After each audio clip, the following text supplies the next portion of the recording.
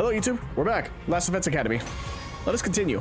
One thing I wanted to do, I wanted to check the gallery, get an idea of what the hell's in this game.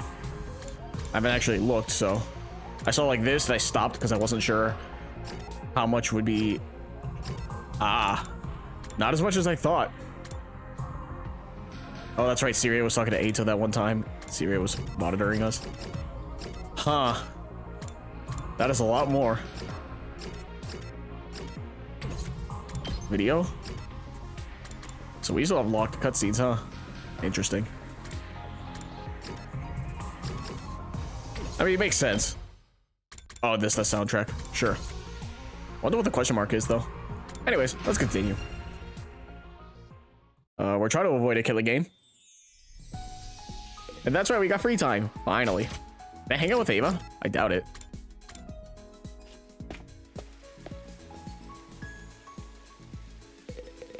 Ava. Thank you for giving back my mask. Cannot thank you enough. Fair enough. Have to make sure we're fully prepared. Only ones who can protect everyone in TRC. Alright. Anyways, I have a lot of fucking BP. So I don't have enough materials, I don't think. Yeah. The materials is the thing I'm low on, but I have a shit ton of BP. So that is training room. That's actually a good question. Because we went through the 100 days, are we gonna get more VR missions or no? I would assume not, because you know we have multiple timelines and a lot more battles go through, and even though you skip the battles you still get the benefits, so I don't think there's any downside. Oh my god, Ava's a combatant. That's right. Well, like I said, I learned my thing with the last DL, so that might be nice.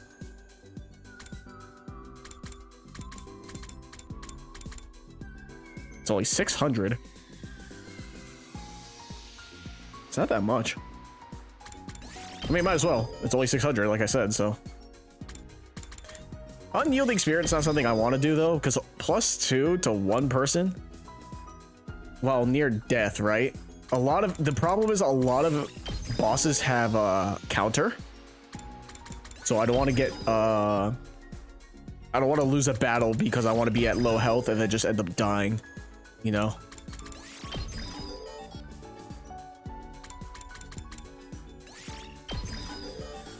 Then after I'm done with all this, I'll figure out who I want to upgrade. I don't know if that will be anyone specifically, but obviously Takumi, because he's the main character. So far, I don't think we've had a battle without him. I think it was like maybe the one time when we were controlling Ato, and then he showed up. Yeah, when he showed up after, when we got to second to last Defense Academy in the first timeline, but still, for the most part, we almost always have Takumi.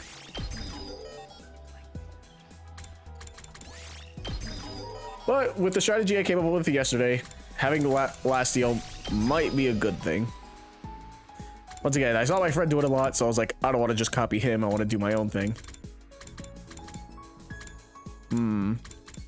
Voltage gain is something I need to be giving, though. The people, where I can. I don't really use Takamaru. Dotami I need to use a lot more. But she's not a combatant at the moment.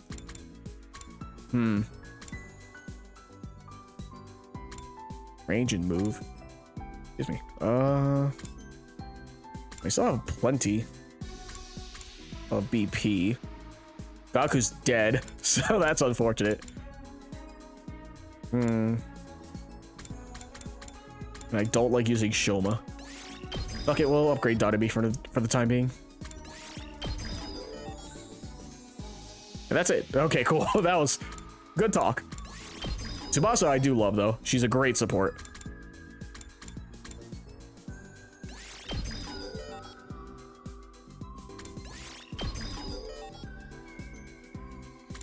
Fair enough. Gaku's dead once again, so it doesn't really matter. Yeah, he has 9 move. It doesn't really... I don't think he really needs any upgrades at the moment. I will eventually, but... doesn't hurt to upgrade Kako. I probably should be upgrading Kurata. Oh, this also does damage, that's right. Kyoshka is one of my damage dealers, so focusing on her would be nice as well.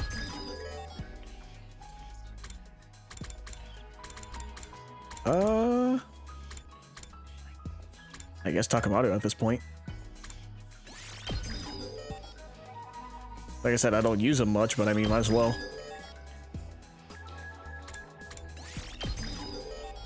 The good thing, at least, is that once I get all my stats at 5, I don't have to worry about hanging out with people unless I specifically want their relationship. Whatever it's called. Wrong button. Bond rank. So I'm getting there. Everything's at 4. Let me save too, since I upgraded all that. I will need to go exploring. But that can wait. Here to go. I realized too late she's here. Yeah, I did this one. Once again, this was not intentional. Oh. Come on, let's swim until we can't anymore. Sure. Math needs to go up anyways. That was analysis, right? Okay, yeah, it's not max. Perfect, too. This is the only one I need. So, I can't really give any gifts because I don't have enough, what's it called? I don't have any materials, really.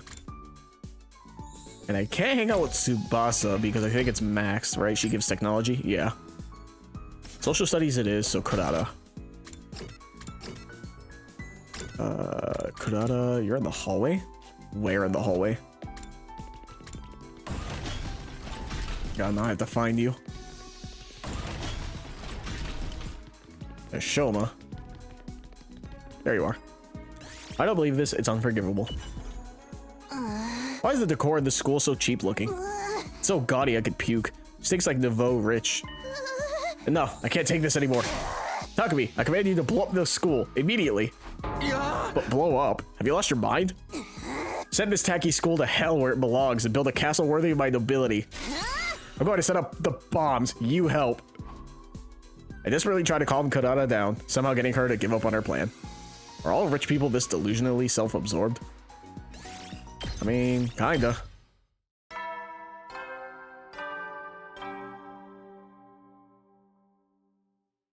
You never will then.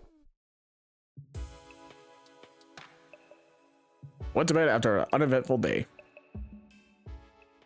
No, it only seemed uneventful. Something may have been brewing behind the scenes without me noticing. But since I had no way of ascertaining that, I decided to simply go to bed and embrace sleep for the night.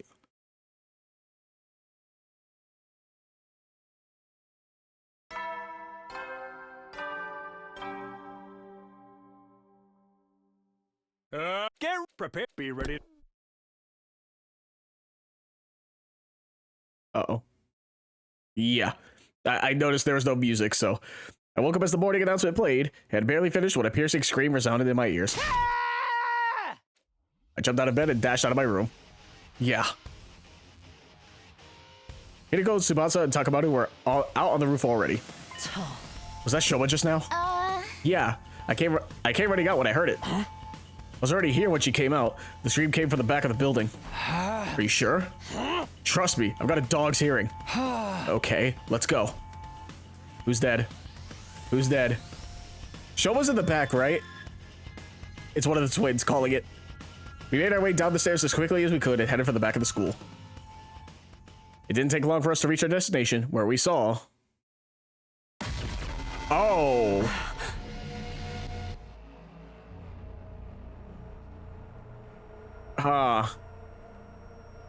It was Shoma himself. Well, or someone using... It's either someone using the voice changer or he was screaming as he was falling, like he wasn't dead when he was getting stabbed. Shoma! I rushed over to check his pulse and breathing. Nothing. He's dead. No way! By this time, other team members had come running as well. It was Nozomi, Moko, Kyoshika, Yugamu, and Kurata. They gasped and their eyes went wide when they saw Shoma's body. Shoma! Impossible! What is this? Is he breathing? No, unfortunately. Get your act together. It's too early to give up. We just heard him screaming. He can't have been dead longer than 10 minutes. Hideko, you know better than this. Well, I guess she doesn't know, right? Tsubasa does. Tsubasa and Takamaru know about this. Uh-oh, it's increasingly becoming Tsubasa more and more. Right. We can use the Revive-O-Matic to bring him back. Let's get him to the infirmary! Yes, but just one moment. The hell? Sir Ima, Lady Kako, and Lady Datumi have not shown up yet. Hey, you're right. Maybe they woke up early and went to the cafeteria first? Even so, they should have heard the scream. Weird that they didn't come running like the rest of us. Are they also dead? This isn't the time to discuss that. Get Shoma to the infirmary now. Yeah, I'll carry him there on my back. I don't know how to work the Revive-O-Matic, though. I'll come with you. The rest of you can go look for Ima, Kako, and Darumi. Well, didn't we just say it doesn't work unless it's out, unless it's in a defensive battle? Got it. Oh, the drones don't work. That's what it is. That's what I'm getting mixed up. The drones, I'm pretty sure, don't work. The Revive-O-Matic itself does. Takamado put Shoma on his back and immediately ran off to the infirmary with Tsubasa. The rest of us split up to look for Ima, Kako, and Danami. And that's the problem. Tsubasa and Takamado, the two people who know about the voice changer, went with Shoma. The rest of us then split up to look for Ima, Kako, and Danami. Since the person who attacked Shoma could still be lurking nearby, we split into teams for safety. I partnered up with Hideko. We decided to start with the cafeteria. They're dead. We made our way there as soon as we could, but there was nobody else inside. Ima, Kako, Danami. Anybody there? No response. Looks like they're not here. Yes, let's try somewhere else. Turning around, we dashed down the hallway toward the gym. But when we got there... Hey, I can't open the door. Is it locked? I peered through the small opening in the slightly ajar door. There's a latch. Someone latched the door from inside. Hideko and I looked at each other nervously, neither daring to breathe. We're going to have to break the door down. You're right. On 3. 1, 2, 3. One more time. 1, 2, 3. The door refused to budge even after we threw ourselves against it numerous times. Soon, the noise we were making started attracting the others to the gym as well. We need some help here, guys. What we were trying to do was obvious enough that we didn't have to explain. Everyone nodded, took a couple steps back, and prepared to charge the door. Ready? Go! The latch broke apart with a cracking sound, and we all tumbled into the gym together. And lying on the floor in front of us... Kako! Huh. This is... Unbelievable. I ran to Kako and put a finger on her neck. There was no pulse. She was deathly cold. Hideko came from behind me and started examining Kako's body. When she had finished, she turned to look at the others and silently shook her head. But it's okay. She couldn't have been dead for too long, like Shoma. Then we should take her to the infirmary now. Yeah. Nozomi ran over to Kako and lifted her up. As she did, something fell out from Kako's right hand. What's this? A medicine bottle? By the time I noticed it, Nozomi had already run out of the gym, carrying Kako's body. As the rest of us started to leave, Hideko suddenly spoke up. Wait, Yugamu, you go with Nozomi. Moko, Kyoshika, Kurata, continue looking for Ima and Darumi. And Takumi, you stay here. What? Why? Just do as I say for now. I'll explain later. All right, let us be off at once. The others nodded at each other and then ran toward the hallway, leaving only Hideko and myself at the scene of the crime. Why only me? There's only one exit here, and it was latched shut. I turned to look at the exit. Lying on the floor nearby was a mop that had been broken into 3 pieces. The mop handle had been used as a makeshift latch. It would be impossible for someone to latch the door like that from outside, which means this incident happened in a locked room. Assuming this is true, there are 2 possibilities I can think of. Can you guess what they are? Either suicide or the culprit's still in here. I answered hesitatingly. The first possibility is that, as much as I hate to say it, Kako killed herself, right? Oh. Yes. Look at the bottle that dropped from her hand. What does the label say? TTX. It's an abbreviation for tetrodotoxin. It's extremely poisonous. Swallowing just 1 or 2 milligrams is fatal. Are you saying Kako drank this? I don't know, but we'll have time to think about that later. The other possibility is the more pressing one. Because if Kako didn't take the poison herself, it didn't take me long to make the connection. The killer is still hiding somewhere in the gym. Yes, if there is a killer, that is. That's why I told you to stay behind. Alright, let's look around. Hideko and I searched the gym as cautiously as we could. Despite leaving no stone unturned, we didn't find anyone hiding anywhere. This makes it clear that Kako took her own life. Does it, though? Shoma was found sliced up at the back of the building at around the same time. Don't you find it strange that somebody killed him while Kako killed herself? No. There's nothing strange about it that if Kako had been the one to kill Shoma. After stabbing him to death, she ran into the gym, blocked the door with the mop handle, and ingested the poison to kill herself. I decided to state my opinion objectively, even though I really didn't want to say those words out loud. Maybe, but that wouldn't make sense if Kako died before Shoma. Remember how Kako felt when you touched her body? Yes, she'd already gone completely cold. I noticed it too. It's probably been several hours since she died. So Kako killed herself sometime last night, and then somebody killed Shoma sometime this morning. Or Kako was also murdered. That's a possibility as well. How is that possible when the door was latched from the inside? Wait, there's something more important here. If Kako had already been dead for a few hours... Yes, I'm afraid it's already too late for her. Oh no.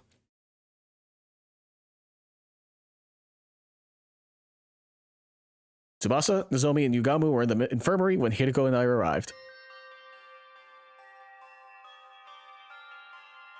They were standing around with grave looks on their faces. How are Shoma and Kako? Well, you managed to successfully revive Shoma. That's great. Yes, what a relief. But he's still unconscious. His physical body has been restored to full health, but it seems he hasn't recovered mentally from the attack yet. Where is he? Sleeping in his room. Takamato's taking care of him. And what about Kako? We did put her body in the revival-matic, but alas. Hideko and I went behind the revival-matic to look at the monitor. What was written on the screen made our hearts sink. Cause of death, respiratory paralysis-induced asphyxiation. Estimated time of death, day 27 between 1 to 4 a.m. Traces of TTX poison detected in body.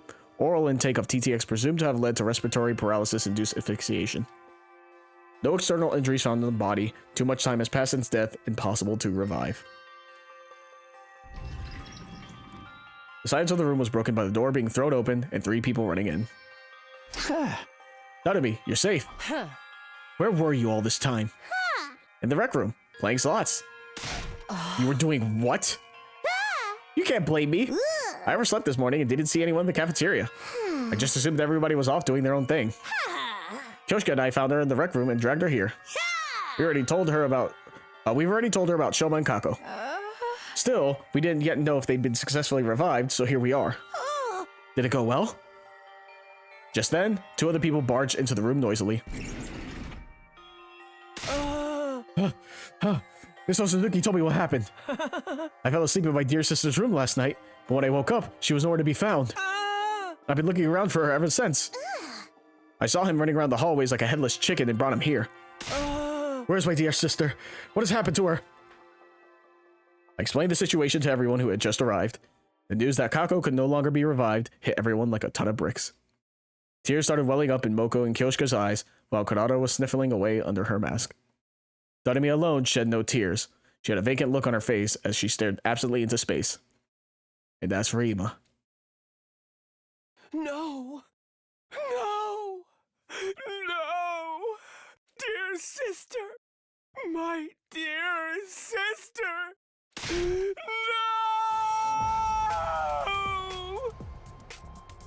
With an anguished cry, the distraught Ima lost control of all reason and started lashing out. We managed to wrestle him to the ground and pin his limbs down even as he struggled violently. Wait here while I go grab the gamma feel. The what? What's that? The powerful anesthetic. We have some in the biolab. Yugamu dashed off as quickly as he could. He came back a while later with the gamma feel, which he then injected into Ima. The drug caused Ima to weaken and slump over. Yugamu observed him closely. All is fine now. He's unlikely to wake up before tomorrow morning. I get that the game is long, but they should definitely use a different CG than the Sky one for like things like this. It's the one It's the one big criticism I have right now of like all these other routes is we're just being shown the sky for when shit happens. We moved the unconscious Hima to his room and assigned Moko to watch over him. After that, we took Kako's body to the morgue.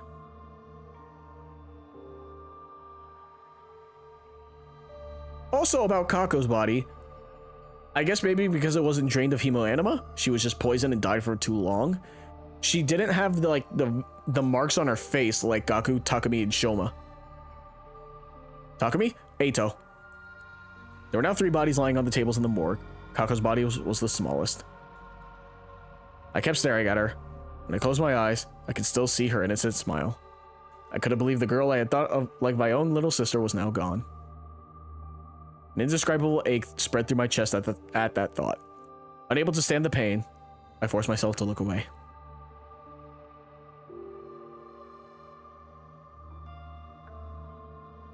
After that, we went to the courtyard to check the cages. Ava was still inside hers, the door securely locked.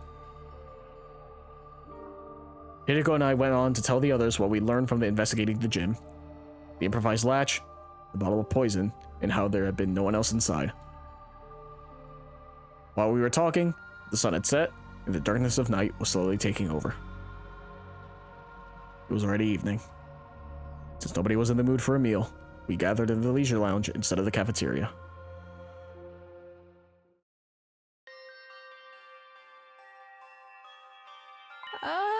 Sir Takamaru, were you not supposed to be attending to Sir Shoma? Yugamu took over. Shoma's still out cold, but he's physically fine now. I just don't understand why Kako would kill herself. As I've already explained, we don't know for sure that it was suicide. We haven't found the suicide note, not in the gym, on her clothes, or in her room yet. But the gym door was latched shut from the inside. You didn't find anyone else in there, correct? Yes, but I find it hard to accept Kako killed herself when Shoma was clearly killed by someone else. Why would she even do such a thing?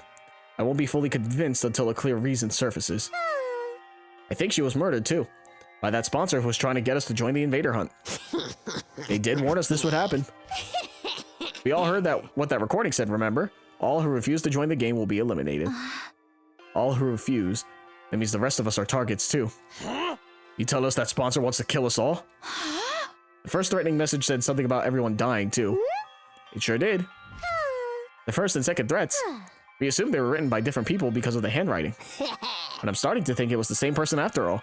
We went against the first note. We ignored their demand to leave the academy and chose to stay behind instead. That gave the culprit an idea. I'll hold a killing game and force those guys to murder each other. But when we went against the second request as well, they decided they were going to have to do it themselves. And by it, you mean killing us. Yep, it all makes sense when you think of it this way, doesn't it? This is the most Nanami's had screen time, I feel like, in this one route than the entire fucking main game. Because it's a killing game, and she's not just saying nonsense. That would mean the perpetrator has already murdered 4 people. 4? Sir Gaku, Lady Kaku, Sir Gaku, Lady Kako, Sire, and Sir Shoma. Though, Sir Shoma was lucky enough to escape the jaws of death. So we're up against a ruthless serial killer here. We can't just let someone butcher our friends and get away scot-free. But how do we find them? Haven't I mentioned this before? The killer may well be one of us. Everyone tensed up at Hideko's words and started exchanging suspicious glances. Not everyone is a suspect, though. Would have been possible for Takumi, Tsubasa, Takamaru, or me to have done this. How could you be so sure? Oh, that's right. The 4 of us met each other on the rooftop this morning, immediately after hearing Shoma scream. He was stabbed at the back of the building. Even if we could teleport, there was no way we could have appeared on the rooftop right after slicing him up that badly. He wasn't thrown down from the rooftop after being stabbed either. His body hadn't taken any fall damage. Oh. Huh. Just a moment. What if all 4 of you were working together? Yes, it would definitely seem possible from your point of view. That would also mean 1 in 3 of our team are killers. I don't think the SDU would be worth much then. That line of reasoning isn't strong enough to prove your innocence. Anyway, what were the rest of you doing at that time? I remember those who came after us were Nozomi, Kyoshika, and Kurata. Moko and Yugamu too, though they aren't here right now. Where did you guys come from? I ran from the entrance hall. I simply found myself in a group as I was heading to the back of the building. How did you know to go there?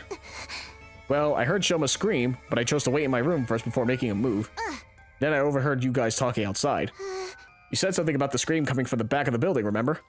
So I followed you to the scene of the crime. Nozomi and Danami said the same thing, but I couldn't tell if they were telling the truth. Whatever the case, there was no denying the perpetrator could have joined up with the group halfway through without anyone realizing. Your suspicions are misplaced, especially when there's a much likelier suspect to cast aspersions on. Yes, someone who didn't even show up at the crime scene. Huh? Wait, you mean me? You were totally trying to get us all to join that stupid killing game. So when we refused to cave after the second threat, you decided to. It wasn't me. I had nothing to do with that threat. I overslept, that's all. We all shot Danami's deeply suspicious looks. Her dismay and bewilderment were palpable. Beads of sweat rolled down her face, making her makeup run. Hey, can I say something? I think it's counterproductive for us to be doubting each other like this. How are we going to handle future battles if we can't even stay united? Let's calm down and think about things rationally. Under normal circumstances, the probability of the killer being an outsider is a lot higher than the alternative. But would an outsider be able to slip in without triggering the alarm? Well, that's... Maybe it was Ava. Impossible. We checked the cage just now, remember? She was still inside and the gate was properly locked. Not only that, I have the key right here. This is the only key, and it can't be duplicated, as Hideko said. Also, I locked my door last night, so nobody could have stolen the key from me while I was asleep. What if you were working with her? I could debunk that theory. Takumi has been with me since morning. Even if he had let Ava out of her cage last night to stab Shoma, he couldn't have locked it back up this morning without my knowledge. You need the key to unlock the cage just as much as you need it to unlock it. That means it's one of us. No, it can't be. There has to be a way for someone to come in without triggering the alarm. There's always the possibility that nobody slipped in at all. What are you saying? I'm saying the killer could have already been hiding in the academy before the first team was dispatched here. That's true. If they were here already, they wouldn't have triggered the alarm. So that person's still hiding somewhere in the school right now. All of a sudden, Tsubasa raised her voice. I know. I can make an organic life detection device. Organic life? Detection device? Put simply, it's a machine that detects the number of large organisms on school grounds. It won't be advanced enough to pinpoint their exact locations, but having a precise number should tell us if there's really an outsider hiding here. You could make something like that? Found a similar function while investigating Ava's mask 2 days ago. I took the opportunity to study it thoroughly. So yes, I can make something like that in 7 days maybe? 7 days. Until then, let's stop being suspicious of each other like Nozomi suggested. We'll assume that the killer is an outsider until proven wrong. What do you guys say? Everyone nodded in agreement. The moment I saw that, the world around me started to spin. What is this? That was the last thought on my mind before it shut down completely. What? We just passed out? What? What? What do you mean? What is happening in this fucking game? Get ready for your prepare. Be ready to give. What? What? We were on day 26 or day 27. What was that? Another fucking 2 weeks? That was 9 days, right? 26? No, I'm dumb. 27. Yeah, the 12. Almost 2 weeks. I'm bewildered. I can't do math at the moment. What the fuck? Are we being controlled by someone? Is that what the pop noise was? And why we keep getting knocked unconscious? Are we being controlled by someone? Are we being puppeted? What the fuck's happening? I woke up to the now all too familiar sight of Zoe sitting right in front of me. It was deja vu time. She noticed right away that I was awake and... leapt to her feet with an ear-piercing scream, scuttled frantically. Yeah. How many times is this gonna keep happening? What day is it today? Day 39? I fainted on the night of day 27, so I've been out for 11 days? Yes, we're almost out of emergency feeding drips. Why did I lose consciousness? I didn't get stabbed on day 27, and my old wound didn't reopen. Nozomi regarded me with a somber look on her face as I mumbled to myself. Then she gave me the diagnosis. We think you have the faint. What the fuck is the fainting disease? Is that even real? Please, I need someone to tell me if that's a real thing right now, because this just sounds like fucking Spike Chewed Soft bullshit. Ah, yes, the despair disease. Okay, whatever. Fainting disease. Also known as psychogenic syncope. That sounds like a fake fucking term. I don't trust this game for a fucking moment. A disease that causes you to suddenly lose consciousness after being exposed to strong psychological shock or stress. Like your mind just blows out like the pop. I don't believe it. I don't believe that for a fucking second. I have a disease like that? Yes, after what happened to Shoma and Kako on day 27. Your mind suffered a heavy blow, and even though you somehow made it to nighttime okay, the moment you felt like you could relax, your mind completely shut down just like that. How could you tell I had this disease? This is the third time you fainted out of the blue, right? And it always takes you a long time to regain consciousness. This didn't seem like normal behavior, so we decided to scan your brain. Using the Revivomatic's diagnosis function. I don't remember contracting any disease like that. I can't fucking read, dude. This is what the machine's analysis said. Traces of treatment found on damaged parts of the brain. Fainting disease likely developed as an after effect. Huh. Treatment on damaged parts of my brain? I don't know what exactly happened. At any rate, damage isn't life-threatening. It doesn't affect your cognitive functions or your judgment. So that part's nothing to worry about, at least. Easy for you to say. This means I can faint again if something stressful happens, right? Yes, but I'm sure it'll be alright. As long as we make sure nothing too stressful happens again. Just look at the camera. Proverbial camera right now. Just looking at it off screen. So, has anything changed? Changed? Like, have you guys learned anything about the killer while I was out? No, we haven't made any progress in that area. The unknown killer remains at large, and we don't have a single clue to follow. Nobody's been attacked since then, so we're still alive, at least. What about Shoma and Ima? Shoma's regained consciousness already, but he said he doesn't know who stabbed him. You can ask him about it for yourself later. And Ima? He's barricaded himself in his room and hasn't said too much to us. Just a word or two when we deliver food to him. Needless to say, he didn't fight in the defensive battle that happened on day 33. Ima, Shoma, and Danami sat out the battle as usual. Yeah. Are those three still suspicious of me? Yes, they seem to think you're the most likely suspect, but even if you weren't the one, it had to be someone for the SDU. That's what those three believe. Zoe and I headed to the cafeteria together, where everyone except Ima, Shoma, and Danami were gathered. When they saw me, they said things like, "You're awake," or "Thank goodness." Everyone was quietly rejoicing about seeing me on my feet again. Their reactions were a lot more subdued than before. I could hardly blame them. This was the third time I'd woken up after losing consciousness for several days. At least, that's what I thought. Turned out they had another reason to be despondent. The dark, gloomy aura that hung over the group indicated there was something more at play here. I finished breakfast and returned to my room. Soon after, Tsubasa came knocking. Tsubasa keeps visiting us. She's the new Ato. I don't trust her. You saw how dejected everyone seemed just now, right? Want to know why? Sure. She pulled out something from behind her back. What's this? The organic life detection device. Oh, right, you finished it. 5 days ago, yeah. But now I wish I hadn't. Why not? Because this is the reason why everyone's jumping at shadows. She turned the device on as she spoke. 13? Yep, the total number of life forms in this academy. That's all of us, including Ava. Which means there are no outsiders in this school, and the culprit is really one of us. Yeah, that's what everyone believes now, except for me and Nozomi, that is. Does that make sense? There's 15 students total, with Ava being 16.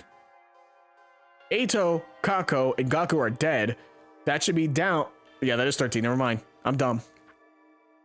Alright, fair enough. You two still think it was an outsider that did it. I don't know, but the killer could have fled outside after stabbing Shoma, right? The possibility of that happening seemed low to me, but I forced myself not to voice those doubts. Anyway, that's why everyone's so down. Basically, it's because they're all suspicious of one another. This isn't going to end well. Without trust, we won't be able to put up a united front during the next defensive battle. Can't you do something, Takumi? I'll do what I can to help as well. Just tell me what you need. Oh, I just remembered. I finished that other thing you asked me to make a while ago, too. What thing? You know, the remote detonator that'll trigger the bomb in Ava's body. I managed to complete it after carefully investigating her body. With her consent, of course. Tsubasa rummaged through her pocket and took out something that looked like a remote control. I took it and gripped it tightly in my hand. Thanks. This puts me at ease. I'll probably add Ava to the team starting for the next battle. Yeah, that should help out our combat power. The problem is getting the others to trust her. Oh well, I've done my part. The rest is up to you. My question is right now, does anyone else know about the bomb besides me and her? Because if the bomb goes off, it has to be Tsubasa, because I don't think we're going to trigger it, and I don't think Ava will unless we see it on screen. So if the bomb goes off, that's automatically pointing suspicion to Tsubasa.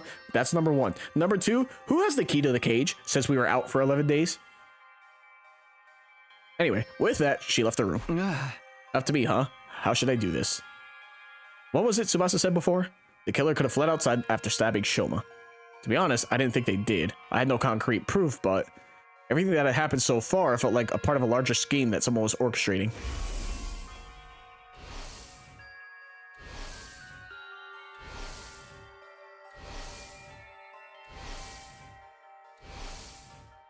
At the very least, I was convinced the culprit wasn't going to stop at Shoma's stabbing. In that case, excluding myself, the killer must be one of the other 12 students at this academy. Wait. Shoma was a victim. If Hideko, Tsubasa, Takamaru, and Ava were also innocent, that leaves just 7 suspects. Narumi, Nozomi, Kyoshika, Yugamu, Moko, Ima, and Kurata. I never willingly choose to treat any of my friends as suspects, but as it turns out, I don't have a choice right now. I won't gain everyone's trust until I identify the real culprit. And if I don't have their trust, the SDU will fall apart, and everyone will be annihilated by the invaders. The only way to prevent that from happening is to reveal the identity of the killer. You must solve this future case yourself, Takumi. That was what the boy with the undying flame said. He must have known something like this would happen. At any rate, this was the only way of resolving all this that I could think of. I have to find the culprit no matter what. I clenched my fists and resolved to devote myself to the investigation. Collect information, huh? So my only problem is obviously motive. The only problem with Gaku dying is, I think I mentioned it before, second to last Defense Academy, as far as we're concerned, did not even know about our existence. So it couldn't have been one of them to kill Gaku, except for Nozomi. Nozomi's the only one from second to last Defense Academy that could be a proper suspect. If we're going by that. If it's only one killer, mind you, it could be multiple. But if assuming one killer, second to last Defense Academy did not know about us. Nigo didn't even know C-Ray died.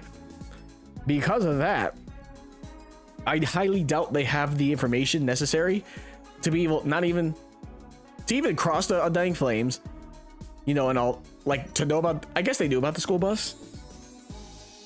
But, like, they didn't know who we were when they met us. That's the point I'm trying to make. So, unless you're telling me they went all the way to this school just to kill someone, and not even to kill someone in their own school first, that's insane to me. Granted, obviously, you know, killer isn't necessarily sane, but whatever. That's a whole nother conversation. So it's just bizarre, you know? Like I said, Nozomi could be, like, I feel like the only realistic choice if we're suspecting school number 2. Ring the doorbell. No answer. Tried the doorknob, but it was locked. Ima, I know you're inside. Can we talk? Hey! I'm trying to track down the culprit, but I need something to go on. At that, a voice called out from the other side of the door. You're awake, Mr. Sumino. Unfortunately, there's nothing I can tell you. Come on, there's gotta be something. You see, I'm suspicious of you too. I think you may have been the one who killed my dear sister. What are you talking about? I didn't kill her, and in the first place, Kako, she killed herself? Is that what you're trying to say? A preposterous suggestion. There was absolutely no reason for my dear sister to do such a thing. She had no worries, no sorrows. Even if she did develop any, she would have told me about them. My dear sister did not kill herself. I have no doubt she was murdered. Like I told you just now, I suspect that the killer may have been you, Mr. Sumino. The only reason I haven't exacted vengeance yet is because I'm not completely sure it was you. Accidentally killing the wrong person would be playing right into the hands of the real culprit. But I might lose my sense of reason if we continue to speak much longer. Can you please leave now, while I'm still in my right mind? I could sense that prolonging the conversation would lead nowhere. Ima refused to respond to any further attempts to talk.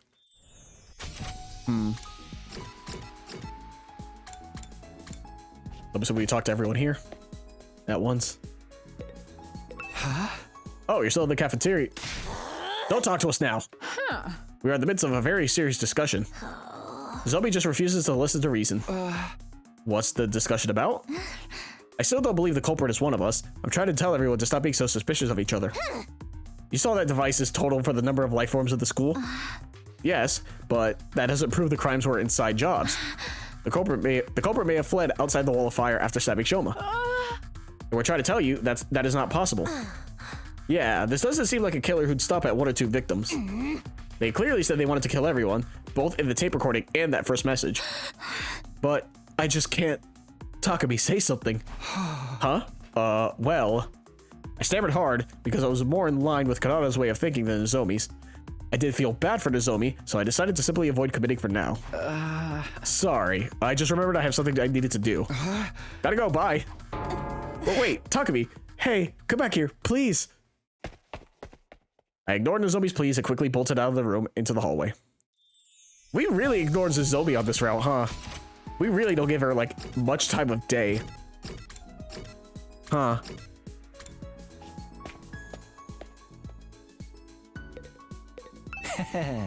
Medicine. One of mankind's most eminent inventions for sustaining life. And dealing death. Oh. How can I help you today, Takumi? I told you, Gamu, that I was investigating the case. Does that include Kako's death, too? Yes. The suspicious circumstances of her death bother me as well. My main objective was to solve the attempted murder of Shoma. That didn't mean it was my only concern. Any information that might help solve Kako's case would be more than welcome. There were other cases to think about as well, like Siri's destruction and Gaku's murder. But I hadn't found any further clues to those cases despite my thorough investigation on day 24. So I decided to focus on Shoma's case first, while the trail was still fresh. Is there something bothering you about Kako's case? Yes, there is. Remember her cause of death? She'd ingested tetrodotoxin, an extremely potent poison. When we found her, she was holding a bottle labeled TTX tightly in her right hand. That bottle was originally from this biolab.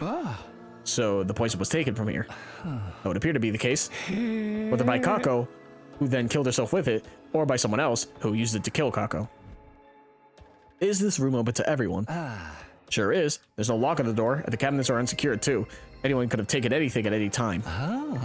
Somebody also stole some Gamma-Feel, plus syringes and needles to administer it. Gamma-Feel? The substance you used to knock Ima out on day 27? The very same. Huh? But if it's still here, it hasn't been stolen, right? There are multiple bottles here. Several are missing. Didn't happen recently either. I first noticed the missing bottles on day 27. When I came here to get the supplies needed to help with Ima, I saw that there were already some missing. Why would the killer do that? We don't know for sure if the killer was the one who stole them. The thing is, at the proper dilution, the substance can numb the body's pain and emotional receptors without causing loss of consciousness. Perhaps that was what the thief wanted to use it for. Huh. Numb the body's pain and emotional receptors without causing loss of consciousness. Is that what happened to Shoma? Because he only screamed. I feel like he would scream after the first stab. I don't know. I'm assuming that's what happened to Shoma. I feel like you'd be screaming a lot fucking more than once if you're getting stabbed a bunch of fucking times. Either that or they haven't used it yet. Too many questions. Not enough answers. What are you guys doing here? If it isn't serial killer, Takumi. You're awake. I'm not a serial killer, so stop calling me that. Anyway, I'm investigating the identity of the culprit right now. Do you mind if I ask a few questions? Whoa, can you be any more shameless? The criminal's role-playing as detective now? I'm not talking to you. I'm asking Shoma. Oh, you want to know about the person who stabbed me? I've told the others a bunch of times already. I didn't get a good look at them. Wait, I thought you were sure Takumi did it.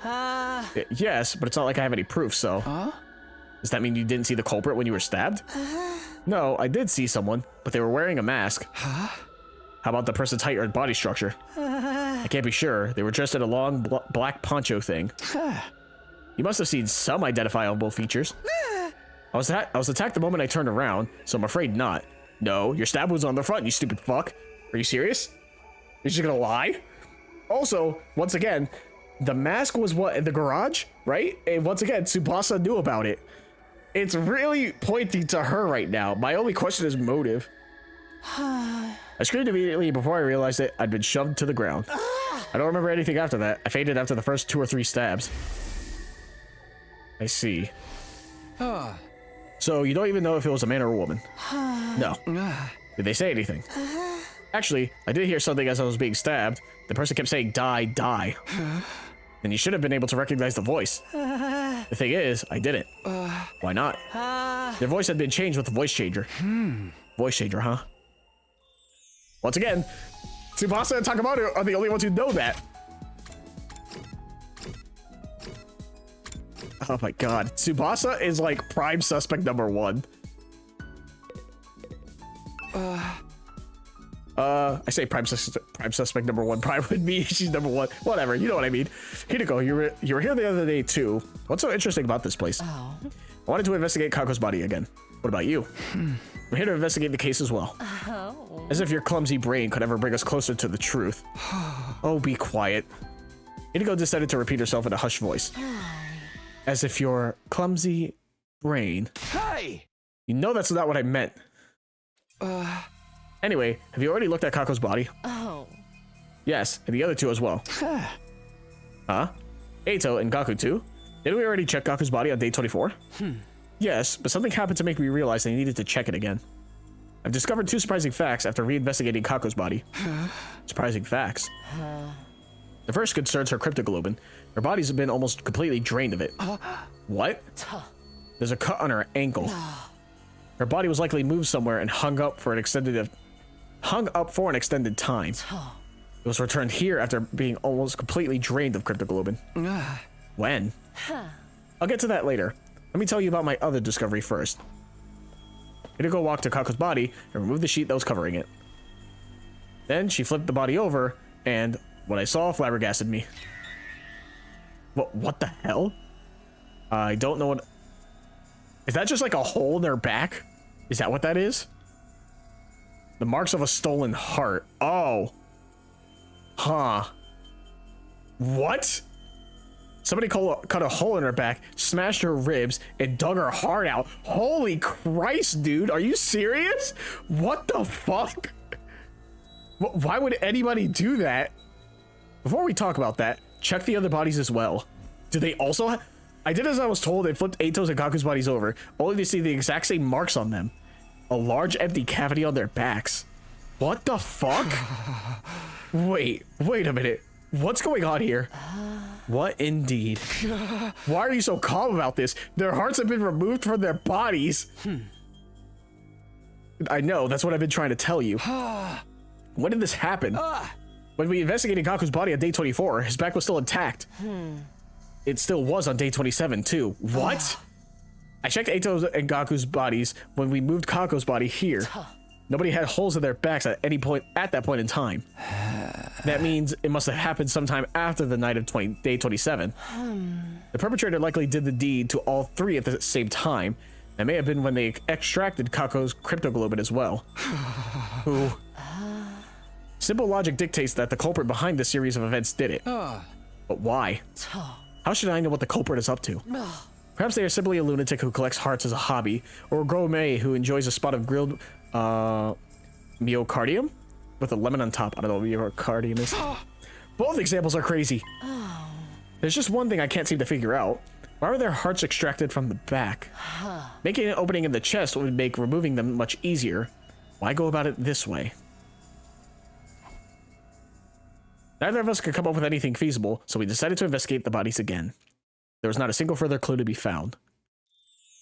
What the fuck, dude?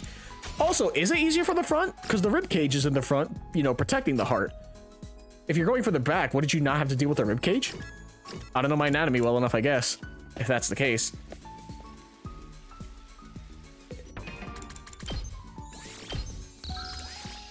Yo, this fucking route is insane, dude.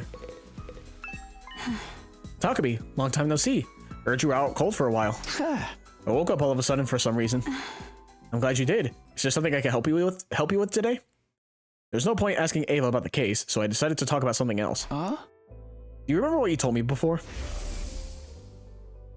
was bothering me that much.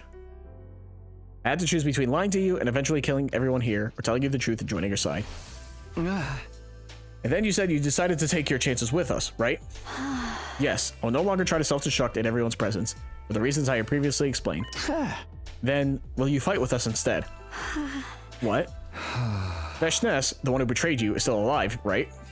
By joining us in battle, you can personally take revenge against her and her underlings. Is that why Tsubasa asked to conduct a thorough investigation of my body the other day? So that if I ever tried anything, your team would be able to detonate the bomb inside my body remotely, using the device she made. Yes, but I just want to make one thing clear. I didn't ask for the device because I'm suspicious of you.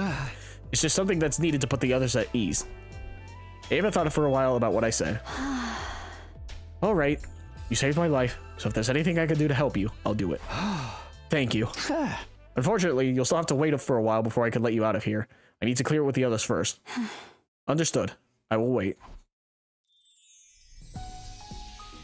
I went to the gym last. When I stepped inside, I saw that Tsubasa and Takamaru were already there. Tsubasa, Takamaru, perfect timing. I need to ask you guys about something. What is it? Remember the voice changer you showed me in the garage the other day? Is it still there? Shoma told you about the culprit using the voice changer, huh? Yeah, he did. You guessed right, Takumi. The device has gone missing. I knew it. The culprit stole it, huh? I think so. When did you realize it was gone? On day 28, the day Shoma regained consciousness, I went to the garage to check after hearing his story and... the voice changer was already gone? Yeah, without anyone realizing. She showed us the voice changer on the afternoon of day 24, so it must have been stolen between that time and the morning of day 27 before Shoma got stabbed. What are you two doing here, though? Did a lot of thinking myself while you were out, and I just don't believe Kako killed herself. Me too. At first, suicide seemed like the only possibility based on the situation. After listening to Hideko, though, I started to realize how unnatural the whole thing seemed. But if she was killed, how did the culprit get away? That's what we needed to figure out. And so, here we are. Maybe there's a secret tunnel or something here that we completely missed, you know? We're all here to do the same thing, then. You mean... Yes. Kako died under such mysterious circumstances that I can't stop thinking about it. Let's check the place out together. Yeah. And we can trust each other since all three of us here are safers. Safers? Those of us that can be safely removed from the list of suspects. Safers. That's true. I don't believe that for a second. I don't believe Tsubasa.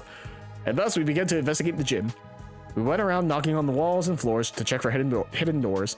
Some time passed before Takamaru shouted at us from the stage. Hey, come over here. I found something crazy. We were standing at a corner of the stage. Tsubasa and I hurried over. What in the world? No way. There really was a hidden tunnel. Or should I say, a hidden ladder? I checked this place before, but I found nothing. What did you do? Told you, I've got a dog's hearing. I knocked on the floor and knew right away there was an empty space underneath. Then I groped around for the surface, and what do you know? The rotatable handle came flipping out. Grabbed the handle, pulled it, and there you have it. Well, let's go see what's down there. Yeah. What the fuck? Where does it lead? We slowly made our way down the long ladder. What a thrill. Eventually, I felt my toes touching solid ground. What I saw there was... Oh, that makes a lot more sense. That makes a lot of sense. Huh. It has to be somewhere, right? But once again, that means the killer knew about this. How the fuck do you find this without knowing? Even with... Oh, you know what? That's not true. Takumi said the whole time traveler bit, and we told them about the escape pod in the end. So it naturally makes sense it would be somewhere. The question is that I guess they just got lucky and found out it was in the gym. At least that could be one explanation. Is it this? You know this thing? Yeah, remember what I told you before? This is the escape pod that deploys on the last day. Huh? No way. Damn. Does that mean if we could get inside, we could go to the artificial satellite? We ran to the entrance of the pod and checked the door. There was a note pinned to it. The door to this pod automatically opens on day 100. No manual override available. Despite the note, we kept looking around for a way to open it manually. However, we were unable to find anything. Nope, this thing can't be opened from the outside. How about we use a crowbar and to pry it open? Then the pod becomes useless because outer space is a vacuum. So we have no choice but to wait until day 100. We'll have to give up on the idea of boarding the pod before then. Shit. By the way, have you guys forgotten why we came down here in the first place? Of course not. We were trying to solve the locked room case, weren't we? Yeah, Hideko and I thoroughly investigated the gym after discovering Kako's body. But if the killer had been hiding in the storeroom or the ladder shaft at that time, you couldn't possibly have found them. Then after you and Hideko left the gym, the killer got out and walked through the exit like nothing ever happened. Which means Kako really was killed. We don't have concrete proof of that yet. However, this does disprove the previous notion that it could possibly have been murder. Wait. Assuming for a moment she was murdered, wouldn't that also prove the killer was an outsider? Because when we found Kako's body, Takamaru, Shoma, and I were in the infirmary, whereas everyone else was in the gym. No, not everyone else. 2 were missing. That's right, Dodami and Ima. Ima couldn't have been the killer. He worshipped the ground she walked on. Dodami, though, said she was playing slots or something. She could have been lying through her teeth. But it's always possible that an outsider did it. You made that life detection device yourself, unless you're telling me you made that number up. I did no such thing. That was the correct number, but the killer could have already gone away by the time I finished making the device, right? Just then, I noticed something out of the corner of my eye, an item on the ground next to the cockpit of the escape pod. Caught my eye for some reason, and I walked slowly over to pick it up. Well, that's Ima's initials, IT. I think it's too obvious, though. So the killer probably left it there to throw us off guard. I don't believe Ima would kill Kako, despite everything we've seen of him in the original timeline, the second timeline where I saved Ato, and even here. I don't think Ima would do that. It goes entirely against this character. It would be bad writing if it was Ima. Hey, what's that? A handkerchief? So it seems. I see something embroidered on it. That reads IT. Information technology? Or maybe just it, as in it girl? Could it be referring to initials of a name? Does anyone else have the initials IT? No, right?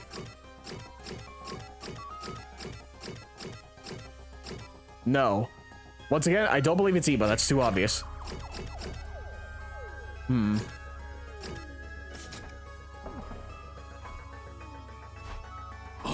Ima. Tsukumo? I don't believe it's him. That's too obvious. I feel like that's too obvious of a red herring. When we exited the gym, we saw that it was already nighttime.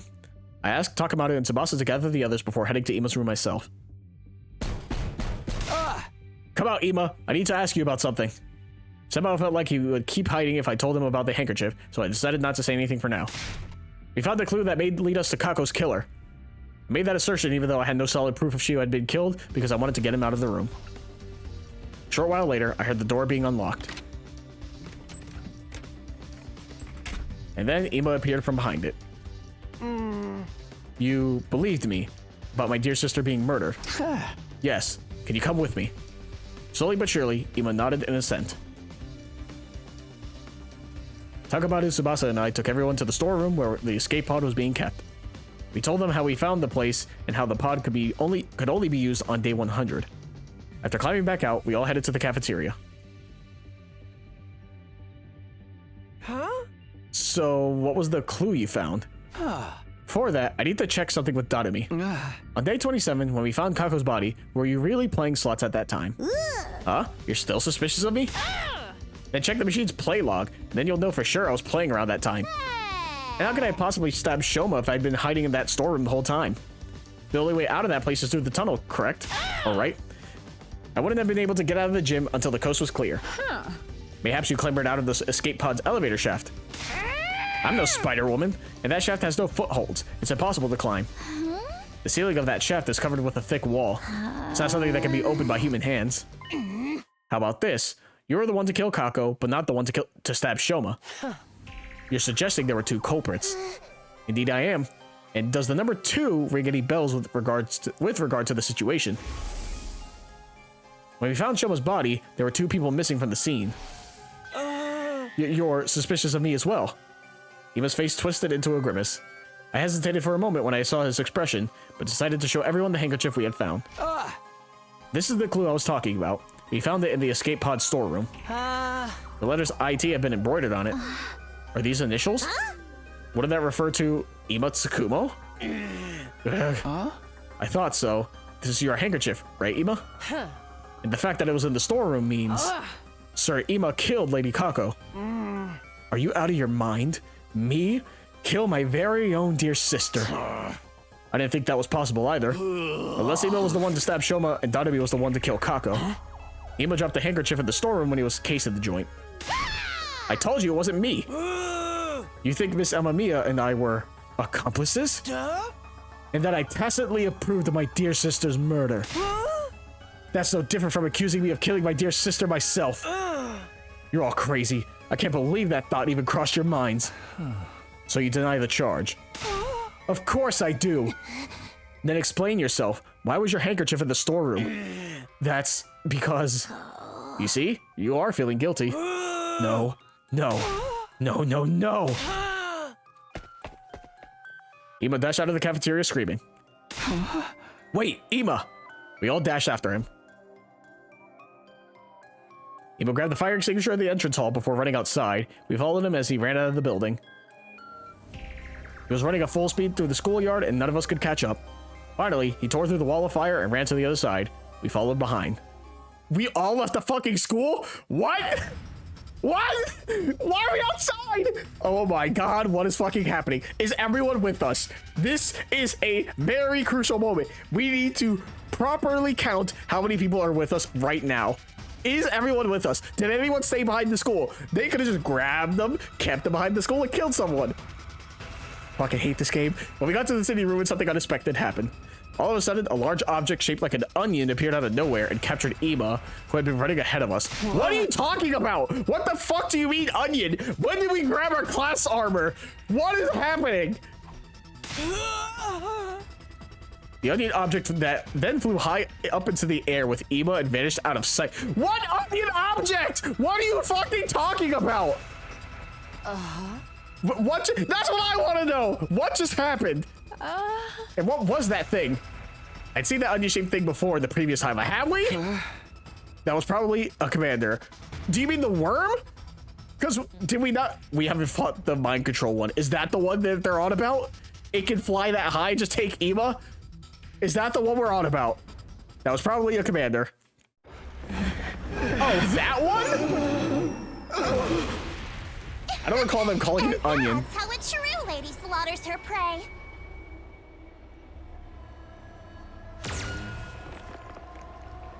How did it capture him? What do you mean?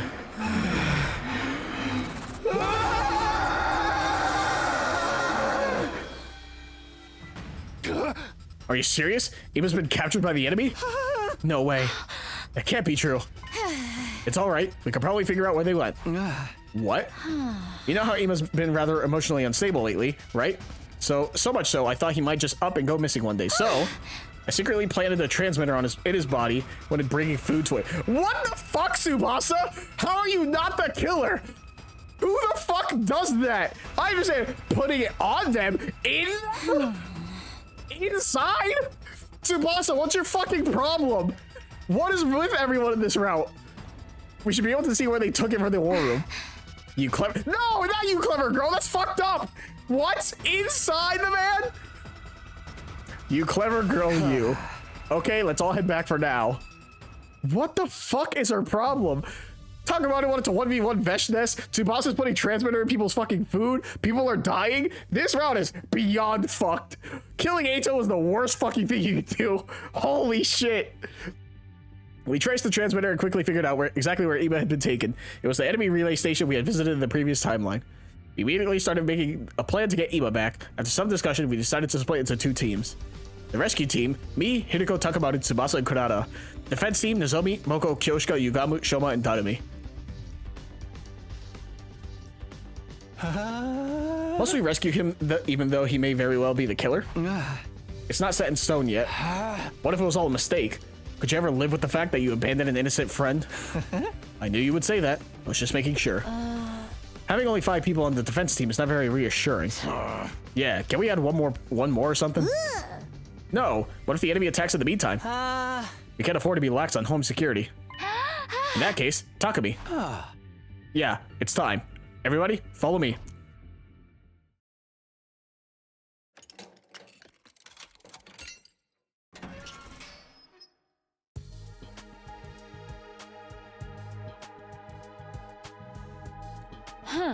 Sir Takumi, Lady Ava is out and about now. Why have you done such a thing? Yes, as you can see, I let her out.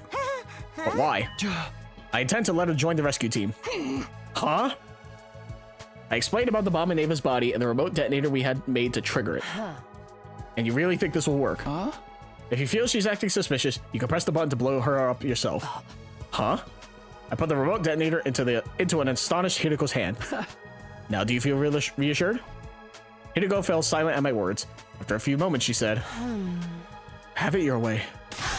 Thank you for having me on the team. I look forward to being useful to you. You already are. All right then, we'll be right back. With Ema. Good luck. Stay safe. The rescue team set off for the enemy relay station where Ema was being held captive. My guess is still Tsubasa. If no one dies, that's further cementing my opinion on that. Day 40. By the time we got close to the relay station, the sun was just starting to rise. We got off the bus and climbed up a small hill to survey the relay station. Good thing I upgraded everyone too.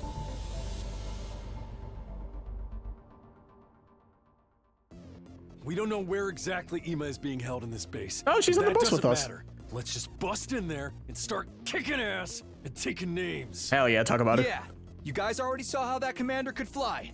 That has to be Quenzele. Huh. Quenzele? Is that his name? Yes, and he's an absolute creep. Feel free to make mincemeat out of him. A flying enemy? Sounds like a headache already. How do we even get to him? Did we fight the flying one in the second timeline when I saved Ato? I don't think I've seen that name. Huh. We'll be fine with my specialist skill on our side. I'll whip up some surface-to-air artillery and knock him down in one shot. The thing is, I'll have to start crafting it after he actually appears. Why? Can't you just make it now? This particular weapon can only hold its shape for 5 minutes. After that, its internal pressure will cause it to explode. Huh. Got it. Guess there's no helping it then. Okay, guys, let's do this. Special Defense Unit, move out. Ow. Oh, that's right. Ava uses artificial, right? Well, she's not being bound, right? Maybe she doesn't. I mean, obviously she's going to, because it would make sense for her to transform, to let her do so. It'd be really cool if she could transform and we just control her boss form. That'd be super fucking cool if we let her do that. It's like, hey, Ava, transform. Also, what's up with these games and putting bombs in people? Oh, it's this thing again. Annihilate all enemies in one turn. Sure, man. Huh. Sure. How do you work again?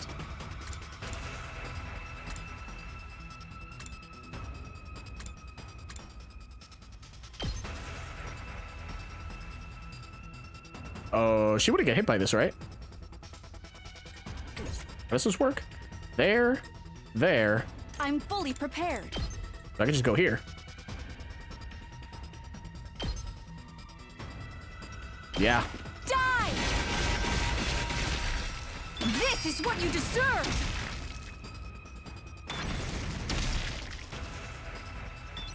I'm ready to go. Be gone! Oh god, Ava's gonna be my next favorite unit to use. I know it needs to be in one turn. I'm trying to see if I can find a way to build up voltage while I'm at it.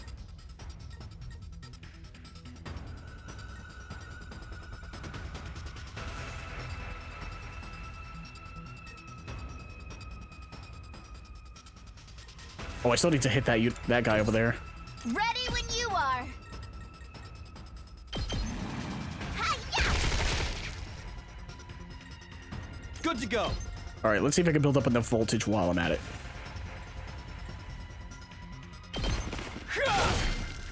My turn.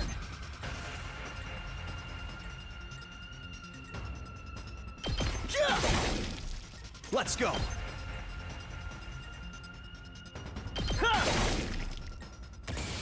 Good.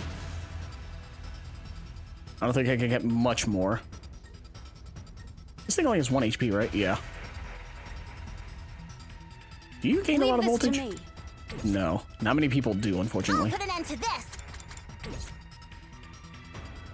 Here we go. Airblade. Gives me 11.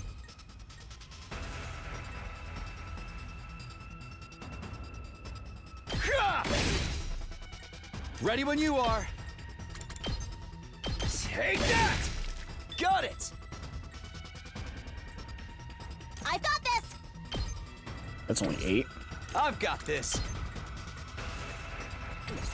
100 voltage, huh? What damage do Understood. you do? 1 plus 2 with flight. Plus another 2 for moving. Leave this to me. I will be of more use to you. Let's go. Don't think I can do much else, huh? I'm taking the wheel. 9, 10. Don't try to stop me. I'm good whenever. Watch out.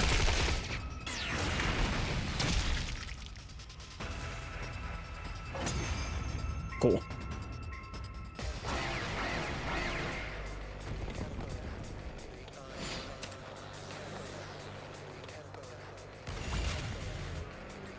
Yeah, because now Ava just kills in one go. Understood. Yeah. God, she's so strong. God, I love her.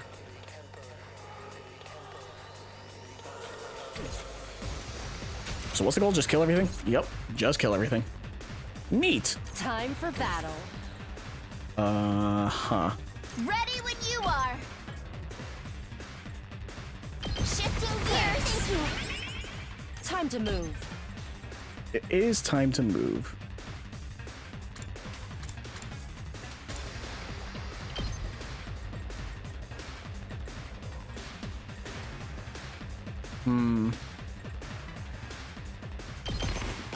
Take this. Broken. All right. Let's get started. Ready whenever. I'll put this to good use. Now then, to business. How's this? Oh, all right. Let's get started. Out of my way.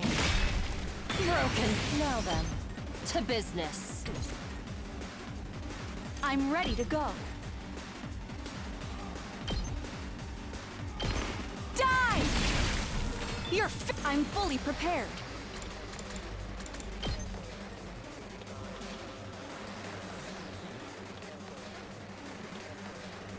Here goes.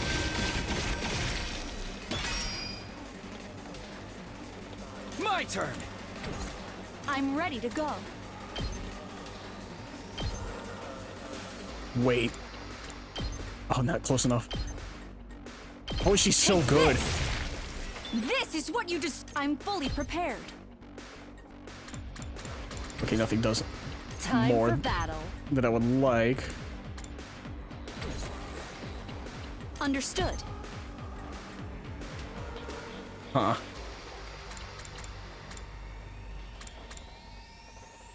Ignores armor, huh? My turn. Take this. All right, let's get started. I'll chop you to pieces. How unsatisfying. My turn.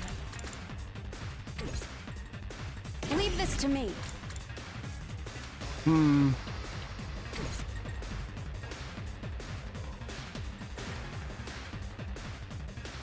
Time to move. Let's do 5 this. damage. just I'm off. fully prepared. I'm ready to go. I'll use this. Leave this to me. Die! You're finished! Perfect. Now then. I can hardly contain myself. Understood. I'll show you what I can do.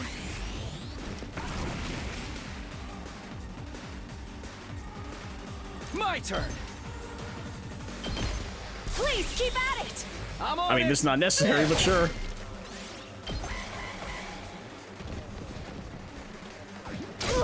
Once again, best to build it up now. Where I can. Here we go. Time for battle. How's this? I'm fully prepared.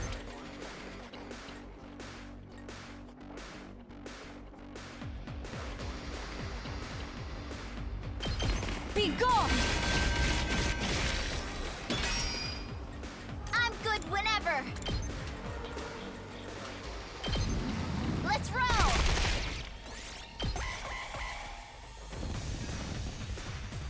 Ow! I've got this. Yeah, he fucking does 12 per hit. Take this. Let's do this. It'd be very dumb to not use him. Ha! Oh, you gotta be kidding me. My turn. Take this. Let's do this. Not bad. I'll get more voltage later. Locked and loaded. Please keep at it! Sure, man. On it. Once again, doesn't Don't need to be try done, but stop me. take it.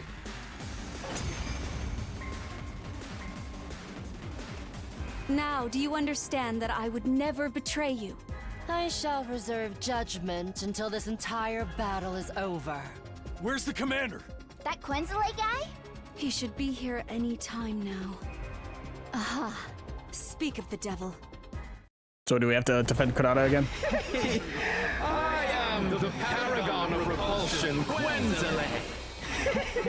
I'll be sure to make it agonizingly painful when I kill you. Go ahead, scramble for your ugly lives.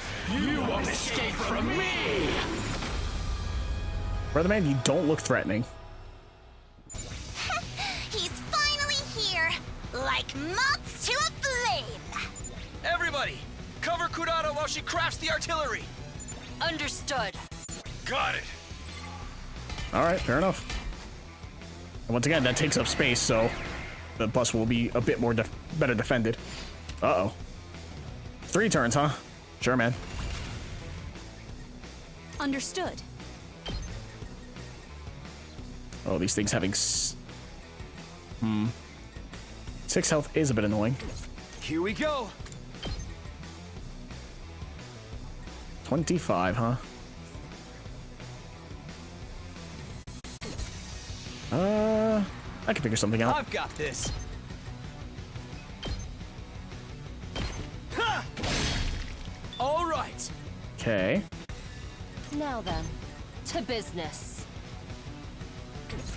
Ready when you are.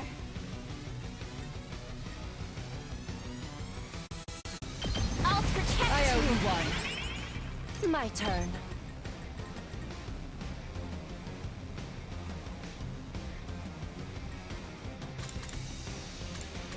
Oh, that's 4. Perfect. Time for battle. That's good. Take this! Broken. All right, let's get started. Die! How unsatisfying. Leave this to me. Die! Understood. Here goes. This is what you deserve! Good to go.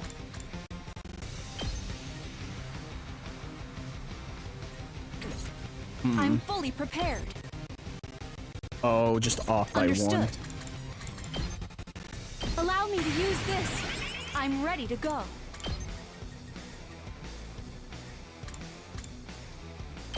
Does that hit from here? It does. Or Be gone! You're finished! I'm fully prepared. she has hers. I've got this. Gotta push it.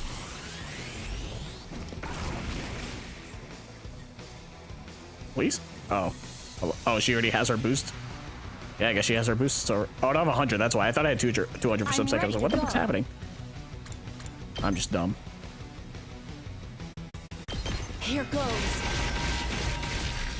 This is what you deserve!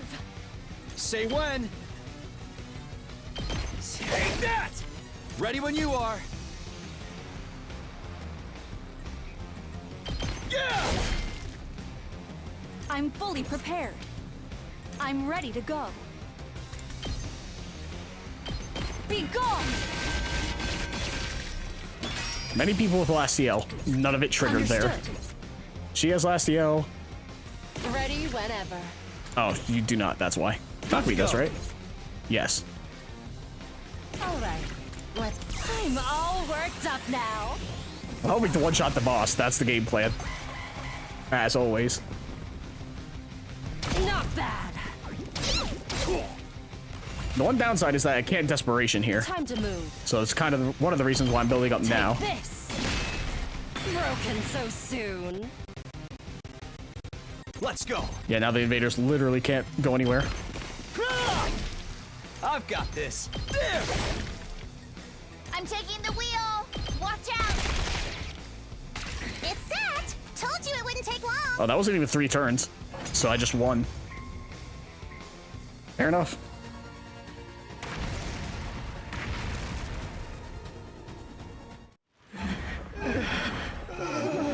Get fucked. And that's how a true lady slaughters her prey. Same exact cutscene, just different background. Or location. Also, this guy didn't spawn any eggs. All things considered.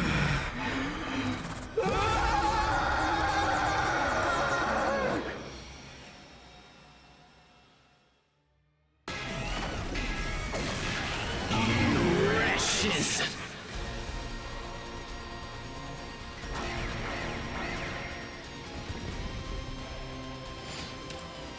Enemy boss. Yep. Good. I'm fully prepared.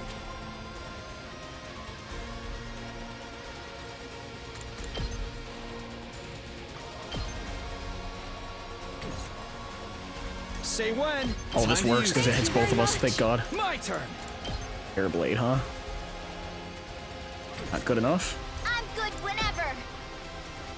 Shifting gears. Appreciate it. Now then, to business. All right, let's get started. My turn. What's your... Just +1 for the thing. I'll put this to good use. Time to move.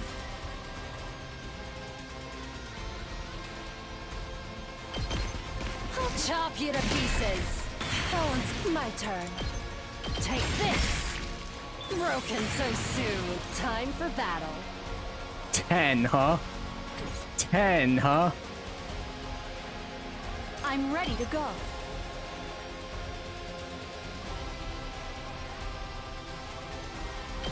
Die!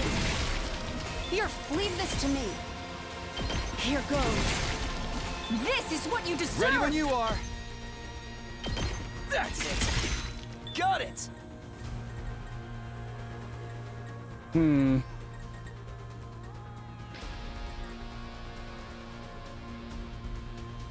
Trying to think. I think that's worth it. I'm taking the wheel. I think this is worth it. I'll protect you. Thanks. Good to go. It sure is.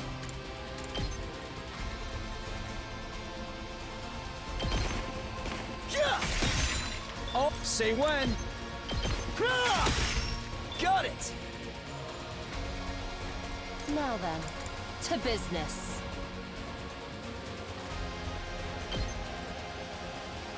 I'll chop you to pieces. How unsatisfying. I'm fully prepared.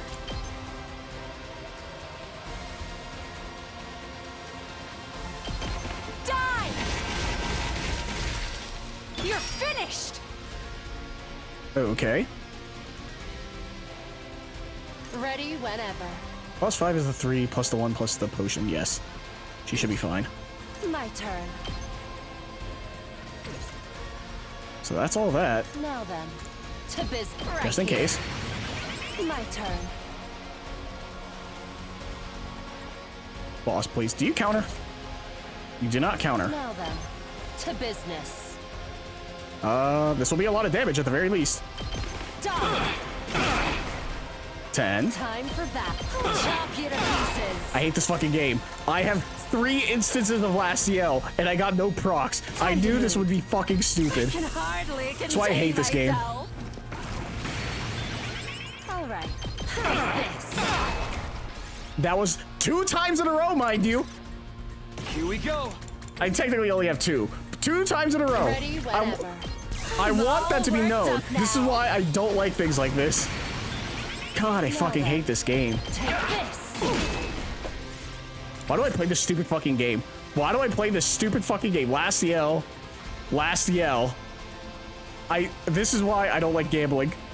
Fuck, I should just supers. I should just use my special attacks, man. Fuck it, whatever. Who cares if people die at this Let's point? give it to 'em. Fuck it.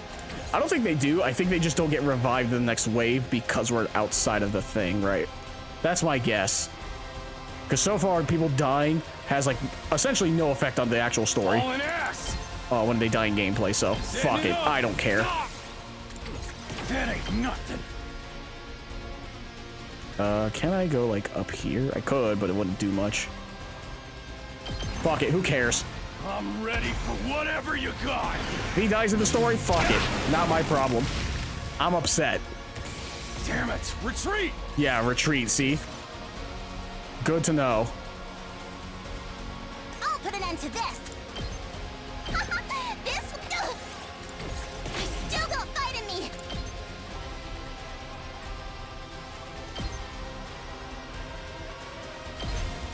Prepare to experience true artistry.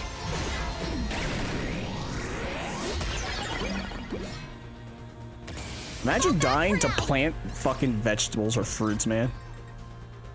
Imagine that. Time to move. Anyways, Can hardly contain myself. My turn.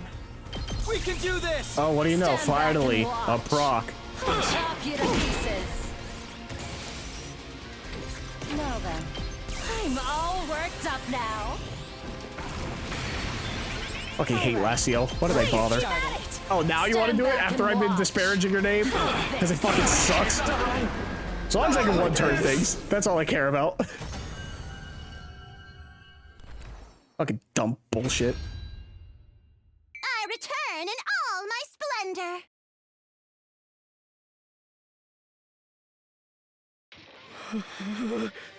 The pain. It hurts. I didn't ask. Why do this? What has prompted this cruelty? Serves you right, Quenzele. You're... Ava. I noticed you were here a while back, but does this mean you've switched allegiances? Yes. It's not as if I had any future in the Sovereign Army anyway. Huh.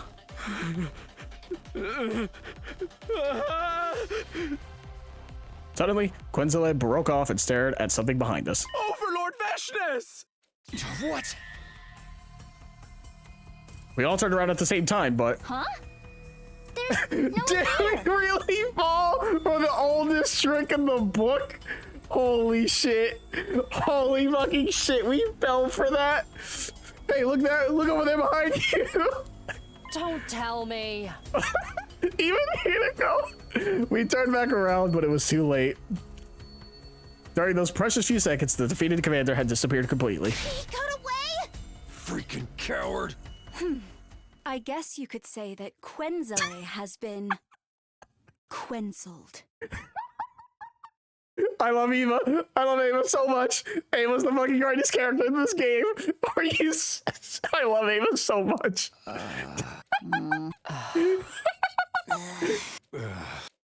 Yes, she's perfect in every way. Holy shit, that's funny. After the battle, we split up to look for Ima. It took a while, but I eventually found him locked up in a cage. Ima, are you all right? Hold on. I'll get you out now. Mr. Samino! I swung my sword down on the lock and it broke apart with a loud noise. I opened the door and quickly guided Ima outside, but then I saw something flashing out of the corner of my eye right next to the cage. A bomb? The next moment. Are we serious? Let me guess, we shielded Ima right before the explosion so he didn't die, but we did. Yep, I knew it. I instinctively grabbed Ima from behind. The snap action meant my body shielded Ima from the brunt of the blast. Scalding pain ripped through my back. I choked out a cry of pain and asked, Ima, are you okay? Yes. But what about you? Yeah, don't worry about me. As long as you're fine. Huh? Mr. Samino? Mr. Samino! Mr. Samino!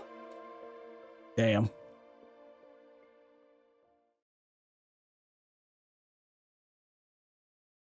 Day 50. What day did we start that fight on? Day 40, right? In honor of the occasion, your commander would like to hand out some presents, but Seems to have foreign blood. It's turning. Yeah, we've had that. if you're hearing this recording, it means your commander is no longer with you. He never said that last time, though. He was still dead, yet he still said it. So, no presents for anyone today! Too bad, so sad. Try not to be mad. Wait, he didn't say that in the first timeline. He was dead then, too. What? That's bullshit. Oh my god. I woke up to the expected sight of the zombie sitting right in front of me. This time, she wasn't shocked at all. Instead, she looked at me with a gentle softness in her eyes. Oh yeah, what day is it? Yeah, again, we were out for 10 days. Morning. You're awake now? I didn't have to ask about the day since it was mentioned in the announcement just now. It's day 50 today. Yeah. Oh, don't worry about the feeding drips. We went to the second academy and brought a whole lot back. Oh. Thanks as always. It's like, what, the third time, fourth time now? You should thank the others, too. They were the ones who actually got the drips. And I wasn't the only person taking care of you while you were out. I sat up in bed. For some strange reason, I wasn't feeling any aches or pains. You seem fine physically. The truth is, your external injuries weren't as bad as they seemed. Which means the real reason I was out for such a long time was because of the fainting disease. I think so. Has anything changed? If you mean the murder cases, we haven't made any progress. Ima and Dadami are still denying they were working together. Tsubasa and I don't believe they did anything either, but the others. Oh, something else has changed though. Ima's been taking part in the defensive battles. What? You shielded him back at the enemy relay station, remember? He said he's joining the fight for you. I see. That said, he's still as reticent as ever, and hardly ever leaves his room otherwise. Who can blame him though? Other than Tsubasa and me, everybody's suspicious of him. But he did say that he was willing to tell you and only you everything. You everything. Really? Yep. So go find him later, okay? Later. Were you expecting me not to not act right now after what you just told me? I jumped up and dashed outside immediately.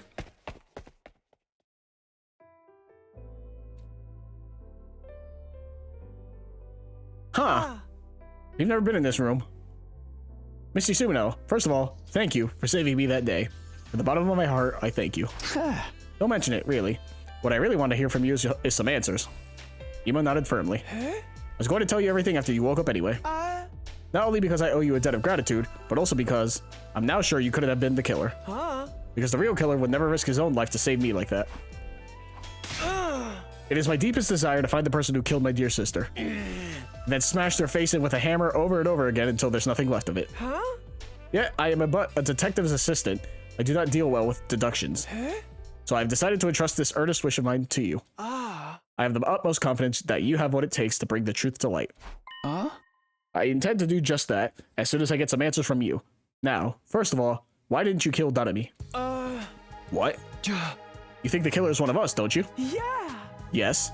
When Kako's body was found, you and Danami were the only ones not in the gym. Unless you were the killer. But that can't be, right? Of course not. If so, from your perspective, only one other person could have been hiding in the storeroom at that point in time. None other than Danami. Yet you didn't go smash her head in with a hammer until there was nothing left of it. Why not? Mr. Sumino, I see what you're getting at, and you are right. It was because I knew it was possible for someone else to have been my dear sister's killer. Because there's a hidden exit in that storeroom, right? He nodded slowly in response to my question.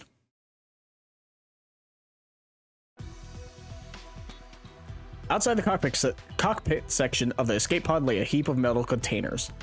When we moved the heap away, we found a large ventilation shaft. Is this it? Yes. It's big enough even for Takamaru and Moko to pass through. You are quite right. Have you ever gone inside before? No, sir. I stuck my head into the shaft, but couldn't see anything in the pitch black darkness. When did you realize there was a storeroom here? About day 10, I would say. My dear sister found their entrance first. She was the one who brought me here. After that, we would secretly visit this place together whenever we had some free time. It became something like a secret hiding spot of ours. Why didn't you tell anyone? I did not tell you before because I thought you were my dear sister's killer. I did not tell the others because, well, promise me you will not get angry. Yeah? Because my sister and I had intended to flee this place together in that escape pod. That's not possible. The door can't be opened manually. We thought we could do something about that by tinkering with the control system in the war room. I sighed and continued the conversation. We kept this place a secret even after Kako was murdered. If you told us about it, we'd be able to accept your assertion that Kako hadn't killed herself. I promised my dear sister that no matter what happened, I would never tell anyone about this place. She had tears in her eyes when she made me promise. I want us to live together in the Tokyo residential complex again, just the two of us. We have to get out of this place first. We'll be killed one day if we stay here. Yeah! I believe I may have dropped the handkerchief at that time. When I was putting it back into my pocket after wiping my dear sister's tears away. This place was our sanctuary. We didn't want anyone else invading our space. Even after my dear sister lost her life. Felt like I would be desecrating her memory by allowing someone else in. That is why I told nobody. Large tears started rolling down Ima's cheeks, and I wordlessly held out his handkerchief to him.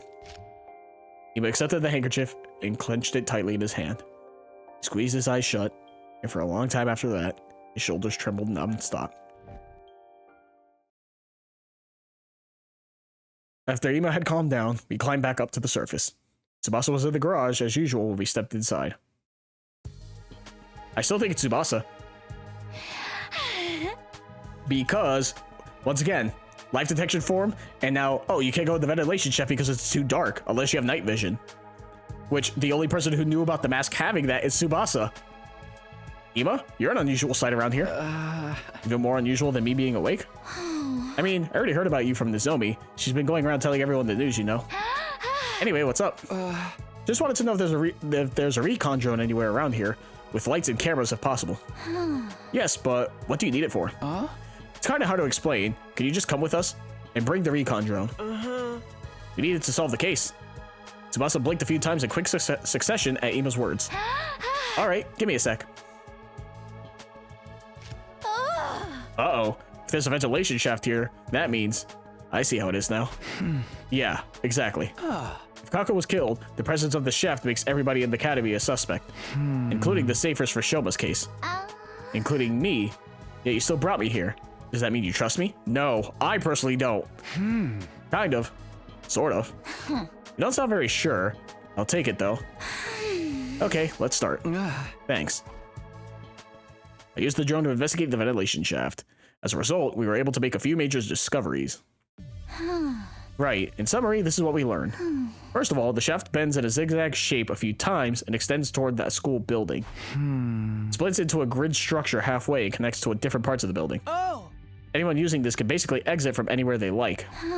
However, the bends are extremely narrow and people our size can't possibly get through them. Only someone with the body size of a small child could have gone through these bends. I'm more concerned about what we found halfway. Yeah, me too. This thing, right? Huh. Are we saying it's Shoma? Is that where the game is going now? That Shoma's the one killing people? And he probably stabbed himself? Whatever, man. This thing got caught on a protrusion in the interior wall. Thankfully, we were able to retrieve it because I had the foresight to attach a robotic arm to the drone. It's a piece of cloth, right? A square green piece of cloth about an inch long. I looked at Ima and then Tsubasa. They looked back at me with wide, questioning eyes. It was apparent they hadn't yet realized the grave implication behind this. Maybe a certain incident that had blinded them to the existence of that possibility. I put the piece of cloth in my pocket, looked them both in the eyes, and said, Tell everyone to gather at the gym at 7 p.m. tonight. Huh? This is quite sudden. Please, just do it.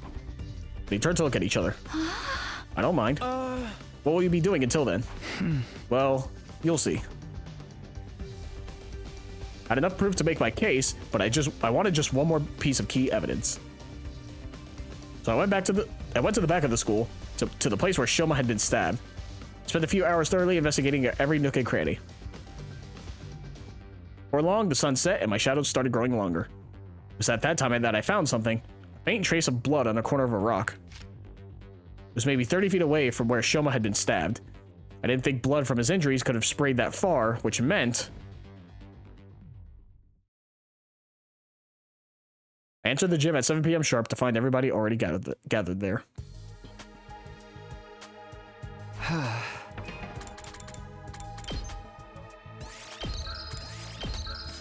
Shoma's the obvious suspect because he's green.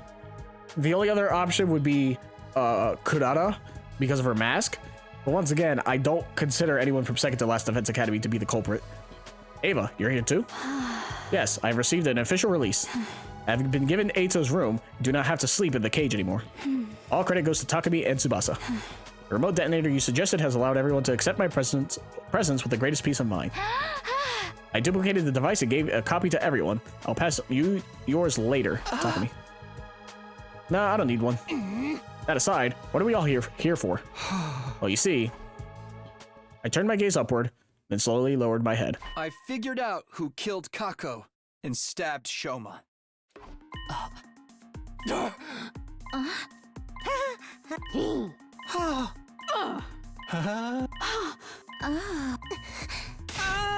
Mr. Sumino, wait a minute, please. You just said with absolute certainty that my dear sister was indeed killed? Yes, the situation points to that fact. Who did it? Ima, I need you to promise me something first. Promise you won't lay a finger on the killer when you realize who they are. I won't tell you the truth unless you promise me that. I saw him gritting his teeth with a scowl on his face. Still, he nodded firmly and said, Fine. I promise that I won't lay a finger on that accursed scum. Good. All right. Much as I wish I didn't have to do this. Here goes. I'm gonna save in case I get this wrong. If I have to pick. The person who killed Kako and stabbed Shoma. It was. The name of that person is...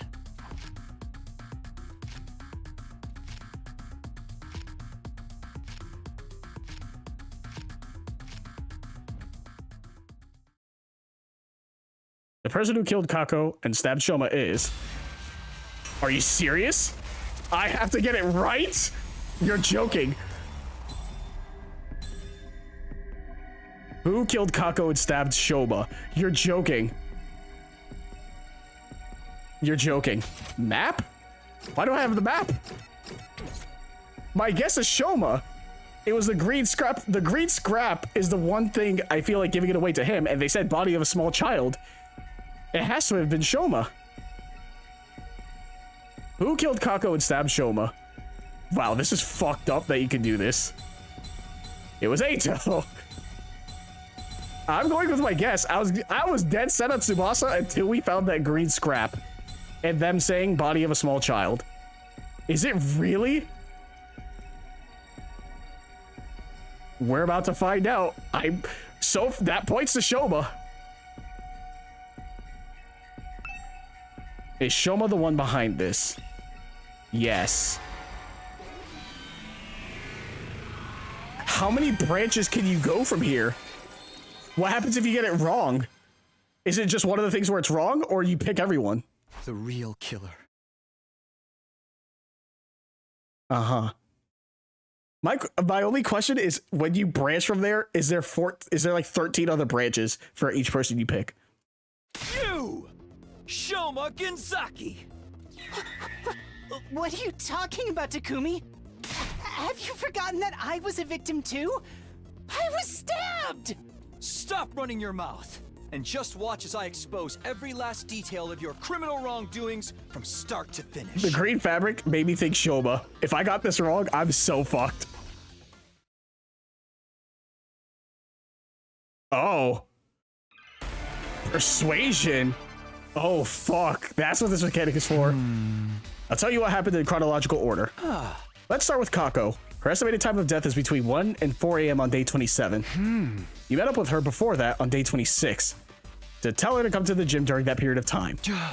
So she showed up at the gym as asked, where you made up some reason for her to swallow that thing. That thing? What thing? I don't know what you're talking about.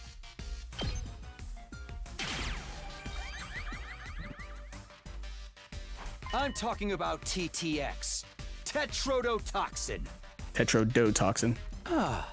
It's extremely poisonous, and ingesting just 1 or 2 milligrams is fatal. That's how you poison Kako to death. After poisoning Kako, you put the bottle of TTX into her right hand. Then you block the gym door using a mop as a latch. Thinking you could make her death seem like suicide with all that nonsense.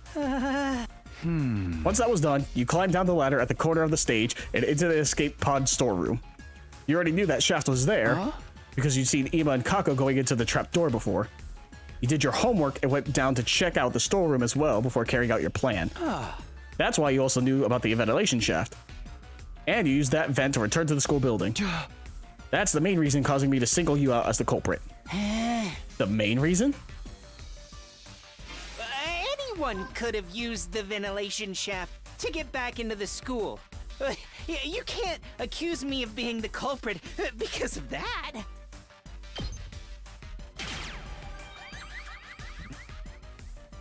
I can. Because of how the shaft bends in a zigzag shape and extends towards the school building. The bends are extremely narrow. Only someone with a body the size of a small child could have gone through those bends. In other words, the only one who could have gone through those narrow bends is you, Shoma. You can't say that for sure. A girl who was flexible enough could have passed through as well, right? No, it's physically impossible. Anyway, there was something left behind in the ventilation shaft. That's what's going to serve as irrefutable proof of your guilt. Irrefutable proof? Let's see this proof. What is it?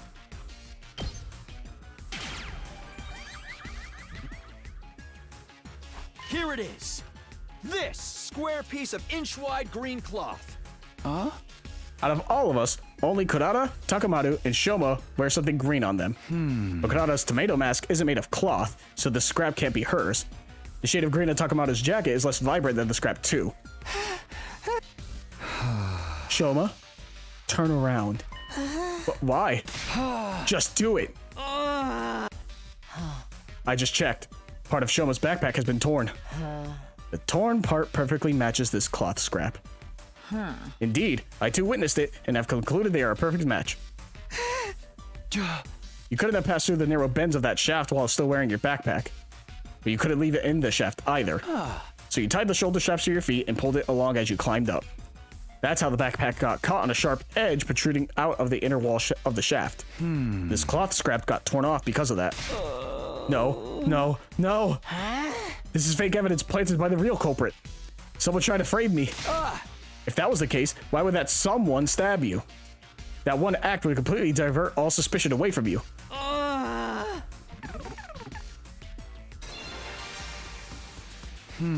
Now, this next part is all just conjecture.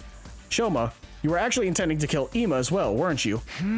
That plan went awry because Kako showed up to the gym alone. So you had no choice but to kill only her. But that made things difficult for you because Ima knew about the storeroom as well. What's more, he also knew about the ventilation shaft. If he told anybody about the shaft, this would no longer be a locked room case. And if we pursued the case as a murder, we would eventually close in on you. So he wanted to kill Ima afterward. but it was almost dawn by the time you crawled out from the ventilation shaft. That left you with no time to do anything about Ima. So you panicked and started thinking about ways to remove yourself from the suspect list. That's how you ended up deciding to kill yourself. If you could make everyone think you had been mutilated by the culprit, we would never have dreamed ever. We would never even dream of suspecting you. That's why he grabbed the gamma field, injected it into himself so he feels no pain, so he can stab himself repeatedly.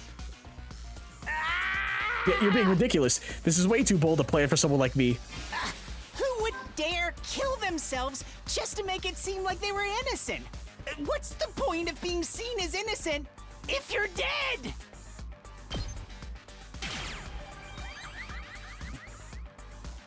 Of course, actually dying was never part of your plan.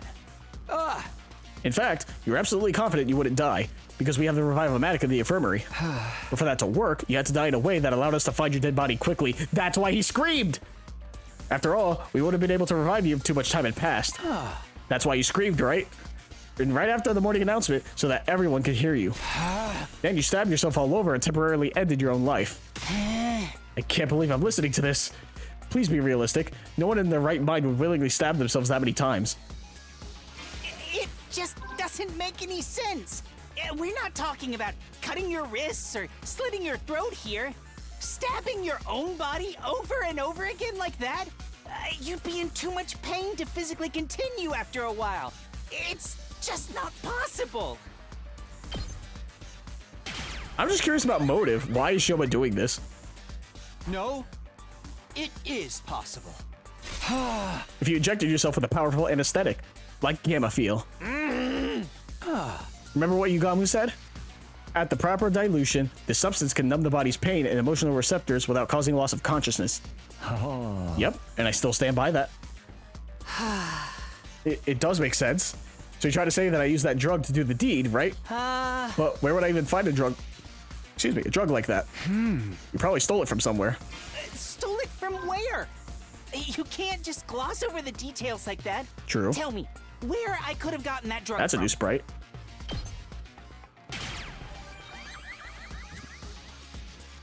From the biolab. That room isn't locked and everyone has access to the shelves. Getting the drug from there wouldn't have been a problem for you.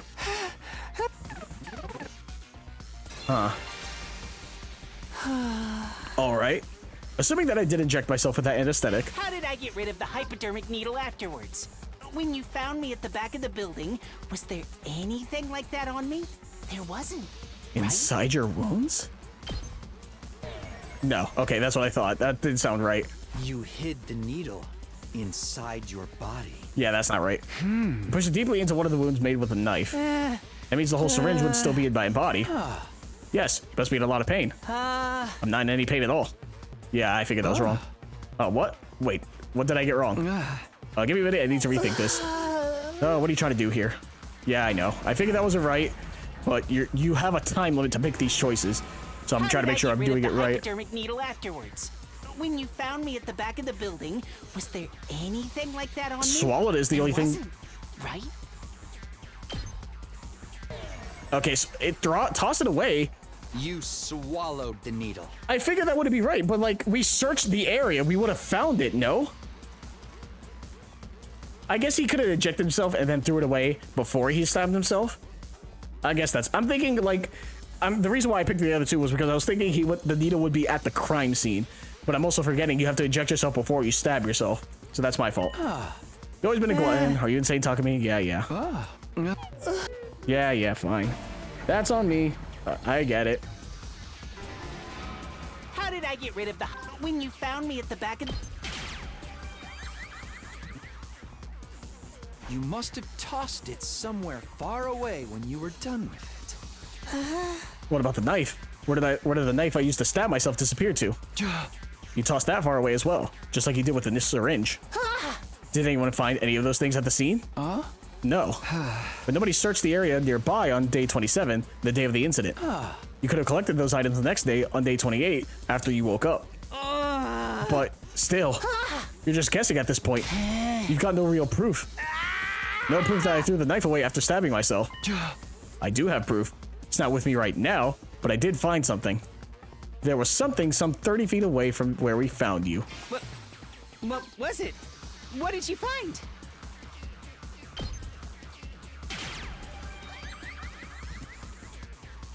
I saw bloodstains.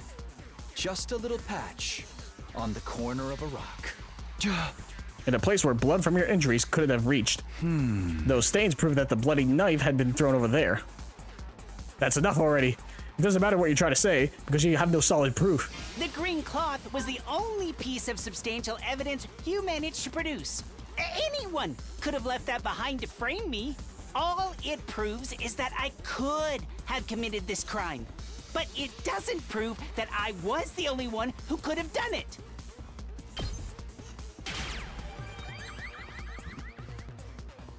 It's time you stopped playing dumb, Shoma. I do actually have another piece of conclusive evidence. What? The bottle of TTX Kako was holding. Your fingerprints were on it. Oh, I see. I thought trick meant like him tricking. We're like, oh, you were trying to trick us with that whole setup. I didn't think we were going to lie, doing a fucking a Phoenix Wright on him.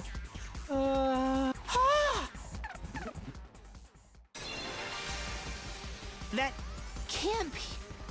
It can't be. It just can't. It can't! My fingerprints can't be on that bottle. I was wearing gloves when I... You fell for it. Yeah. No. That was just a slip of the tongue. I mean, it was just... Anyway, I'm not... Give it up, Shoma. I'll say it again. The person who killed Kako by making her drink TTX. It was none other than you! Shoma Genzake!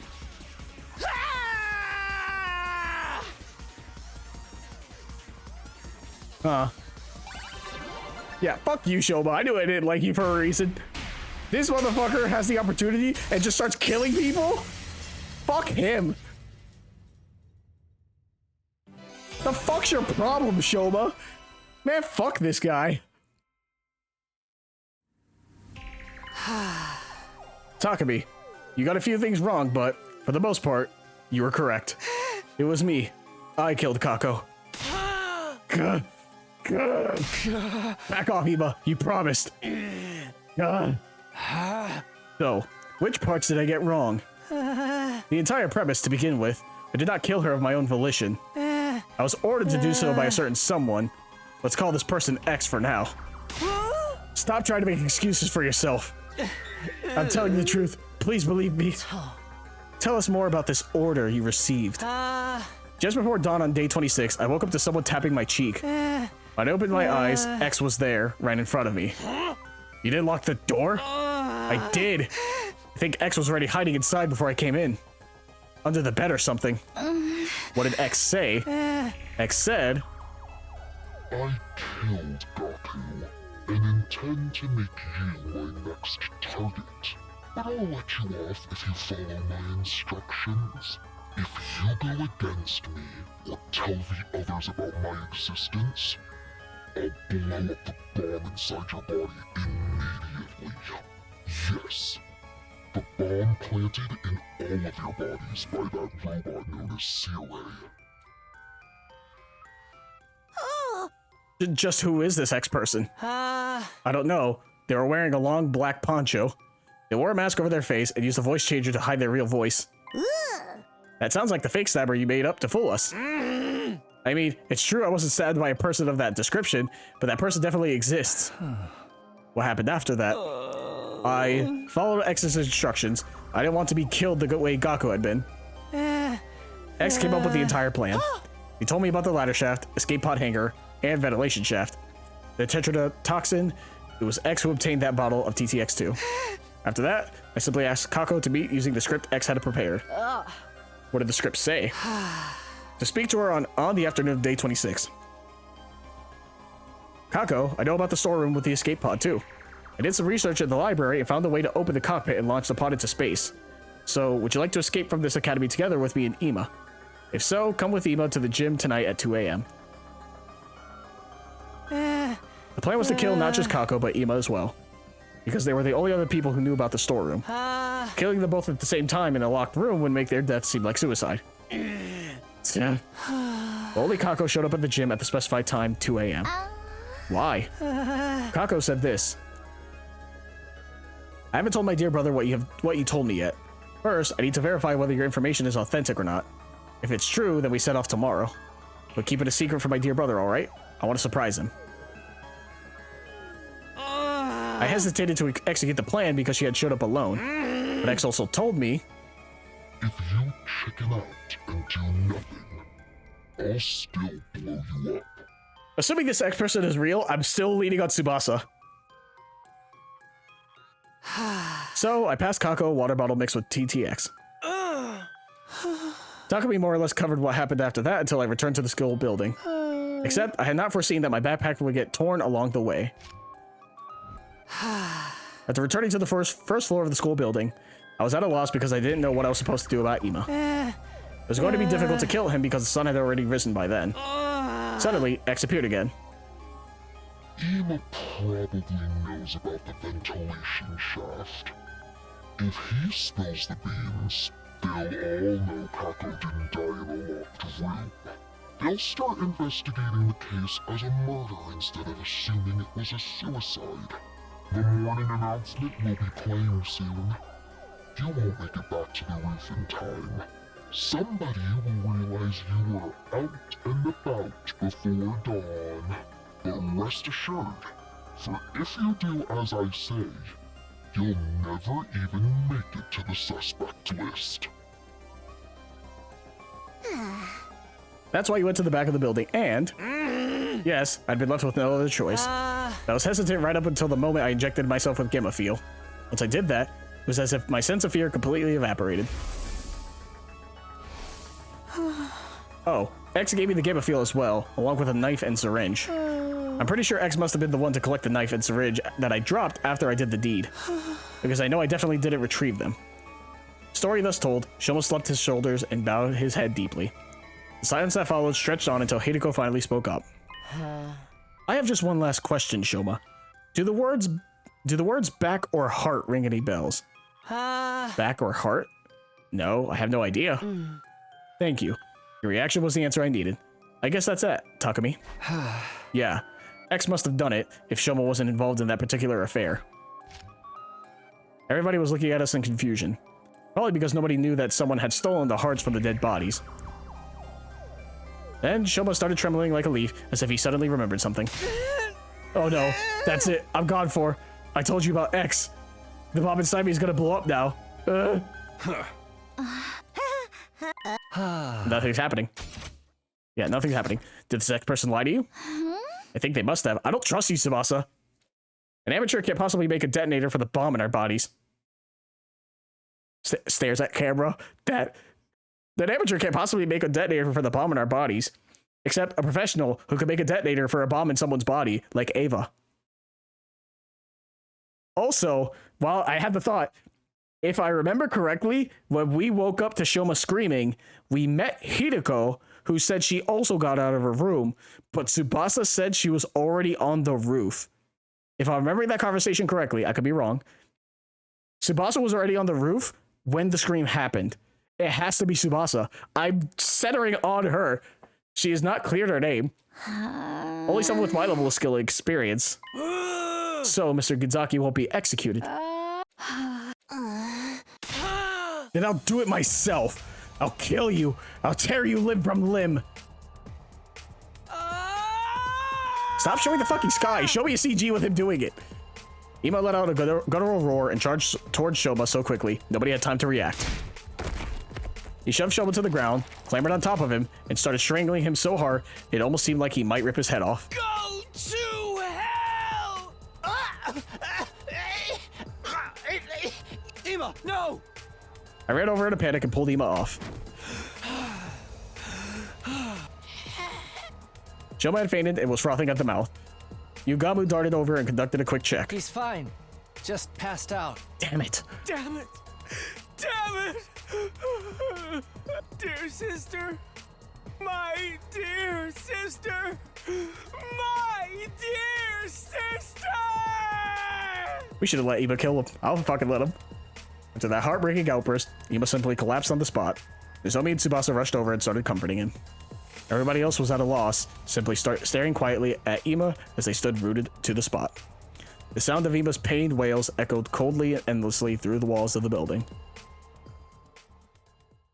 It's Tsubasa. It has to be Tsubasa. I just don't understand her motive. We moved the unconscious Shoma into the cage in the courtyard and made sure it was properly locked. Once that was done, I shoved the key deep inside my pocket. Everyone returned to their rooms without saying another word. I soon found myself completely alone. Looking up at the night sky, I thought about what had happened. Gaku's case had been solved, but that didn't mean it was all over. Someone out there killed Gaku and instructed Shoma to kill Kako. This was likely the same person who had been stealing hearts from the bodies in the morgue. X, the real mastermind behind this entire string of events. I had to find out who this person was by hook or by crook, and I would, no matter what I did. I clenched my fists tightly, and would let nothing shake me from this firm resolve. I do not trust Tsubasa for a moment. Day 51, Part 2-B. Get prepared. Be ready to... Guys! Wake up! Something's happened! You gotta be kidding me. Upon hearing that loud cry, I dashed out of my room. What happened? What's going on? I was up early, so I went to check on Shoma, and... Shoma, he... What happened to him? Just come with me, quickly. We all knew where we were going. Everybody made a mad dash for the courtyard together. We ran through the second floor hallway and burst into the courtyard, then ran toward the cage without stopping. There we saw. Ah. See? Now he's properly dead. Shoma! Kyoshiko grabbed the gate and tried to open it. It is still locked and will not budge. Doesn't Takumi have the key? Hold on, I'll unlock it now. I dug the key out of my pocket and slotted it into the keyhole. Once the gate was unlocked, I opened it and went inside. I immediately ran to Shoma and touched his neck, checking for a pulse. At that moment, something felt a little off. It's wet. What? I touched his clothes, and they were wet as well. Well, is he alive or not? I already checked that. As you can clearly see, he's already... Maybe we can still revive him if we bring him to the infirmary like last time. Since I touched the body, I knew already that too much time had passed, but I decided to go along with it anyway. Yeah, we should try that.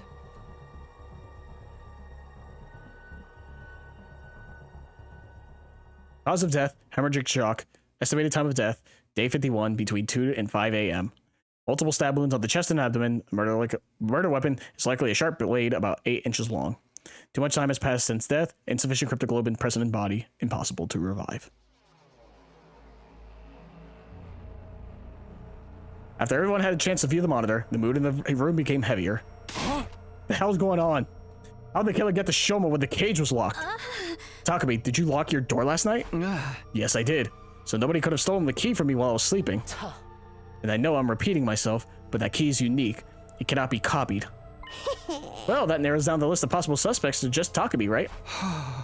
Don't you ever get tired of mindlessly repeating the same thing? Hey! Aren't we overlooking the other possibility? That he stabbed himself like before. This time, in a way that would be impossible for us to revive him. I can't think of any other reason why he'd wind up dead in a locked cage in the middle of the night. Well then, who supplied him with a knife?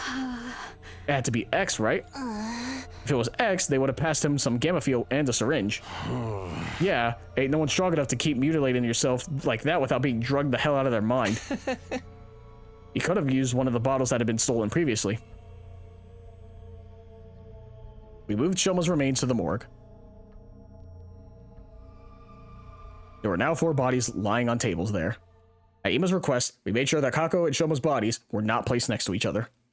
Ima walked to Shoma's dead body, stared at it for a long time, then he said, "You got what you deserved."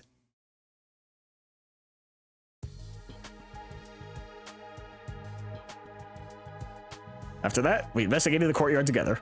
Despite combing over every inch of the area, we found no trace of a knife or syringe. The only thing we found was... a balloon? was lying on the floor near Shoma's cage. Although I couldn't immediately figure out if it was related to the case, I decided to stuff it into my pocket just in case. Soon, the last rays of sunlight disappeared into the horizon and the darkness of night took over. It was already way past dinner time. Seeing that none of us had an appetite after all that, we skipped the cafeteria and gathered at the rec room instead. I do like how we're meeting up in different rooms now. Like we went to the leisure round, rec room, stuff like that. This makes it 3 people who have lost their lives because of X.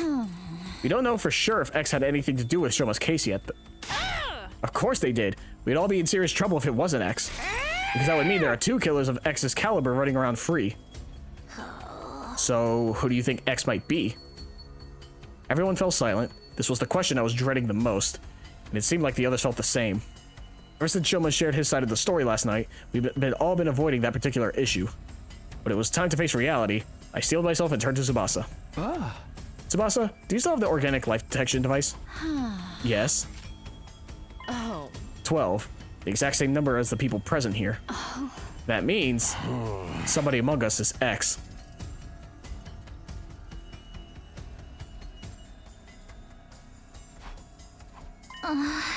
No, wait. It could have been someone who came in at midnight and left the school before the sun came up. Sadly, that's not possible. This device comes with a history log. At 4 a.m. last night, the number changed from 13 to 12 and stayed there. Aha. So Sir Shoma was murdered at 4 a.m. last night. Huh? Yeah? Miss Magadori, we are discussing something more important here. The number reduced by 1 when Shoma lost his life, but after that, it neither went up or down. Proving that nobody came into the school or left it, right? Yes. Thing is, we're all screwed if we don't do something. X tried to kill us all in that message, and they're doing just that. The more we put this off, the more people will be dropping dead one by one. Well, I agree with the part about doing something at least. Hey, Takumi, you're the leader. Come up with something. Maybe. How about we make it compulsory to move around in groups of at least 3 during the day? Didn't someone mention before that 3 is a risky number? That was because your 2 other teammates could be working together. But the situation has changed. According to Shoma, X is just 1 person. That's right, so a group of 3 should be fine. What about at night? Feels like that's the main thing. So far, all of them were taken out at night. Then we should... Should what? I don't know. What do we do?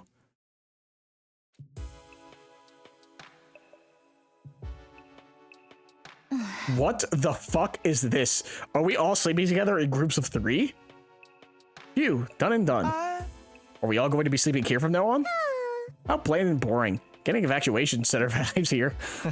Would you prefer bland and boring or dead in a ditch? We've used curtains to divide the area into rooms, so everybody will have some semblance of privacy. Is this really going to work? What if the killer strikes while we're all sleeping? In fact, that's why we've avoided sleeping in one spot until now, right? Yes, and that's why I'm thinking of having a sentry system. 3 people will be on watch at all times. We'll also rotate 1 person out every hour.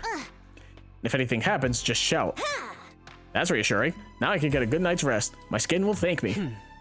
Looks like we're agreed then. This arrangement should stop X from causing further harm. We should be safe for a while. Now we just have to continue our investigation and expose X's identity before they tried anything else. There's just one other thing that was bothering me. Shoma was killed today. I saw his body with my own eyes, which meant...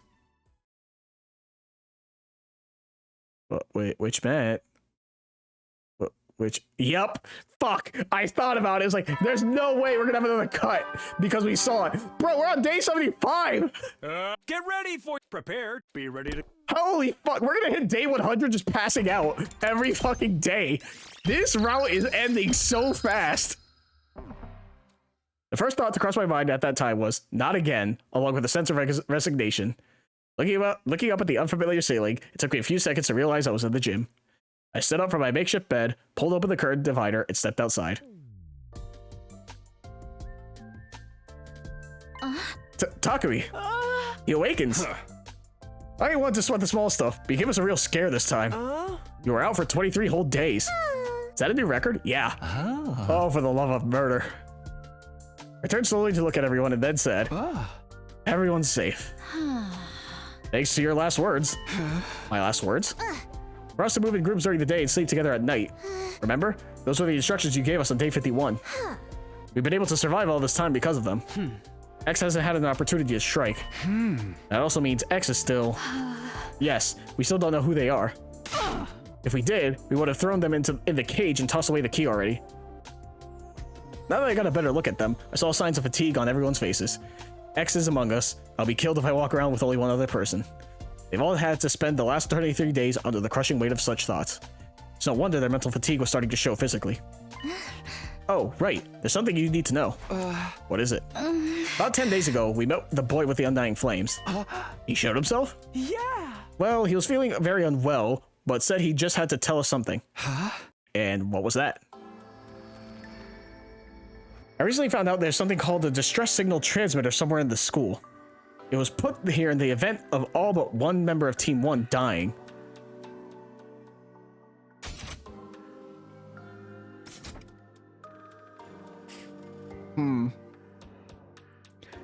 Is that what they're aiming for? X to kill everyone except for one person to leave? Only Team 1 though, because the two teams joining together had not been anticipated. The people on the satellite did not think Team 2 would ever come here. Wasn't that the plan all along though? That's what they told us in the main timeline. Stop changing things. At any rate, no matter how strong they were, a single fighter wouldn't be able to win this war on their own. Instead, that survivor would be extracted and put on standby while the people in charge put together a fresh team for a new attempt. Once the correct series of codes had been entered into the transmitter, it would, well, transmit a distress signal. Once the artificial satellite received it, they'd send the rescued craft to the school. The survivor would get on board and be taken back to the satellite. That's supposed to be the sequence of events. Also, the rescue craft does not have a capacity restriction. That means people from both teams 1 and 2 could board with no issues. The second to last academy does not have a transmitter of its own, so bringing the team over here was definitely the right move. Unfortunately, I do not know where that transmitter is located. Still, it seemed to me like this information could be of some use to you. That is why I came here to tell you about it. A distress signals transmitter? I've never seen or heard of such a thing before. Same here. After hearing that, we split up into groups to search for the transmitter, but we still haven't found it. It doesn't matter. We have to put the transmitter on the back burner for now. Finding the identity of X was our top priority. X was most likely the one to kill Shoma, or they could have ordered someone else to do it like they did for Kako. At any rate, X was absolutely involved in Shoma's murder. As long as we can figure out who killed Shoma, we'd find out who X is. Alright. I clenched my fists tightly. Hideko, Tsubasa, come with me. Oh. What? Where? To the courtyard. I'm going to reinvestigate the scene of the Shoma's murder. Very well. I don't mind, but... What's that? We have breakfast first? I'm starving. I don't trust you, Tsubasa. I really don't. I really don't. Once again, there's no way to see inside. Tsubasa had the drone. Tsubasa knew about the mask to see inside the thing and be like, huh, it's dark in here. Let me use night vision. Okay, I use night vision. I saw that it's small enough for a small child to fit through. I'm going to pick Shoma to do this. Tsubasa has all the information. It has to be her. I can't wait to be wrong. And thus, Hideko and Tsubasa and I went to the courtyard together after having breakfast.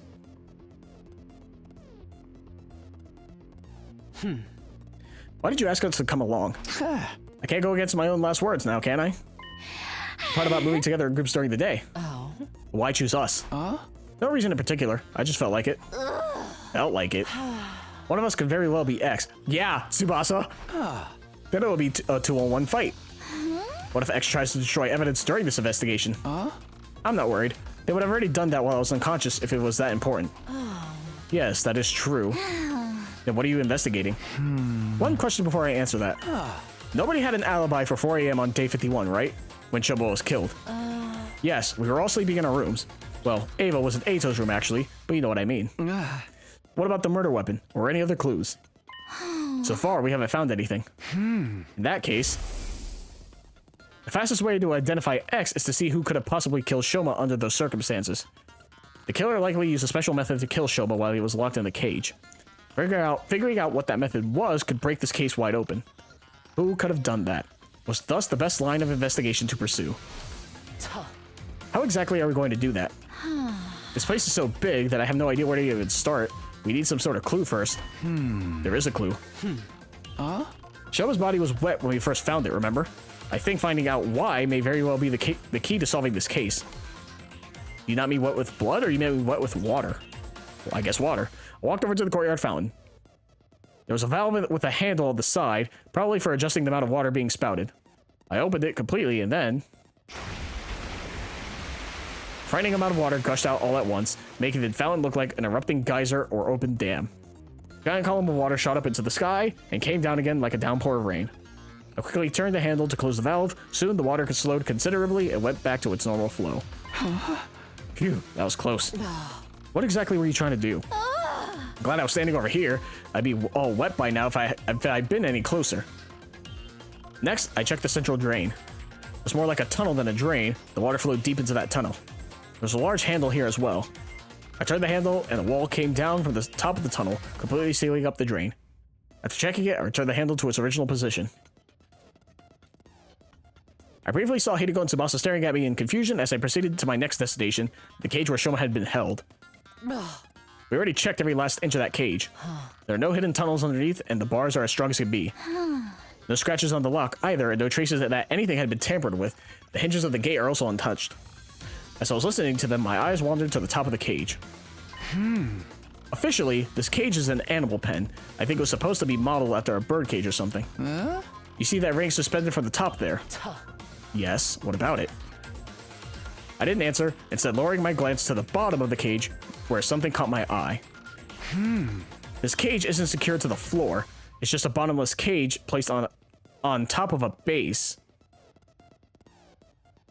But the cage is impossible to move manually. It literally weighs a ton. How do you know that?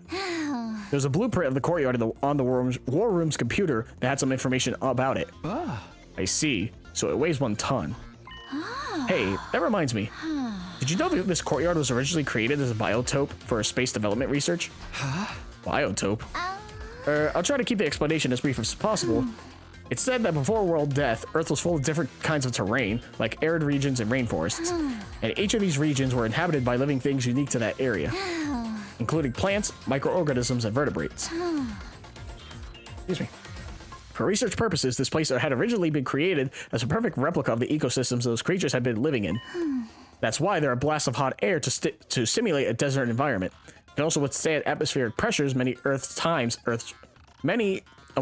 withstand atmospheric pressures many times Earth's range. But what did that amount of pressure cause the windows to break? What are you talking about? Those things over there aren't windows. They're all display screens, including the ceiling. Look carefully and you'll see the light flickering every once in a while. There's no way the sky could be visible from here. We are inside the school after all. I didn't know that. You might be right. But what about the exits on both sides of the connectors of the hallways? Atmospheric pressure can escape from those exits when it gets too high, right? Those places were closed at the beginning, covered by partitioned walls. Don't you remember? Oh, right. They opened up after C-Ray released them. In other words, as long as the walls on those exits and drains are down, the courtyard is a completely sealed space. Completely sealed space. Are you done here? Shall we return to the gym? Not yet. There's just one more thing. This. A balloon? The one we found during our investigation on day 51. Why do you think it was found so close to the cage? I have no idea. I can hardly imagine it being someone's personal belonging. The more likely possibility is that someone made it using the Gift-O-Matic. Gift-O-Matic? We'll definitely be able to find a clue if we go there. So my thought process currently, because of the whole explanation of atmospheric pressure, wild guess, because it's a sealed room, did they lower gravity so that way the cage didn't weigh anything so they could just lift it up? Because like Tsubasa said, it's not a cage sealed to the ground. It's just the thing rises up and comes down. So my guess would be somehow lifting the cage up by controlling the pressure or gravity or somehow, killing Shoma, and then lowering it back down. And somehow the balloon was used in that way? I'm not sure. Or, I guess the other thing is, they filled the room with water because it's completely sealed. So while in water, the cage wouldn't be weighing it. Even though it weighs a ton, you could still move it in theory. So then you kill Shoma, and then drain the water, and then it's fine. Why the blood is still there, I don't know, and didn't get washed away, but regardless, that would be one thing I would guess. We made our way to the rec room. Investigating the gift-o-matic resulted in a few discoveries. Oh. So in summary, the official name of this is Sturdy Rubber Balloon. It was made using a very durable material. Description on the box mentions it doesn't break easily. The balloon has a capacity of 10 liters. It should be quite big when blown up. According to the history logs, it's been crafted a total of 100 times. Who needs that many balloons and for what? Yep, there we go. Unfortunately, we won't be able to find out who crafted them. That data, and only that data, has been erased. After reviewing our findings, I put the balloon back into my pocket. Tsubasa, is there a tire pump in the parking lot? Yeah, an electric air compressor. Is it portable? Of course it is. It has caster or wheels attached to it. Anybody can move it anywhere. Why do you ask? Sorry, let me gather my thoughts first. I'll explain it all to everyone once I have a clearer picture of how the events unfolded. A clearer picture? And when will that happen? Probably by 7 p.m. tonight. It has to be Tsubasa. We returned to the gym together, where I immediately started sorting out my thoughts. The day flew by as I did, and soon it was night. The time I had asked everyone to meet me had arrived. It was exactly 7 p.m. when I quietly said to everyone, "Hey, guys, can we all move to the courtyard? I have something important to discuss."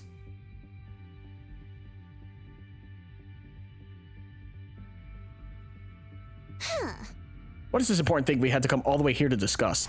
Well, you see, I turned my gaze upward, then slowly lowered my head. I figured out who killed Shoma. I still think it's Tsubasa. I really do. I don't know who did it. Like, if it's not Tsubasa, I don't know who killed Shoma.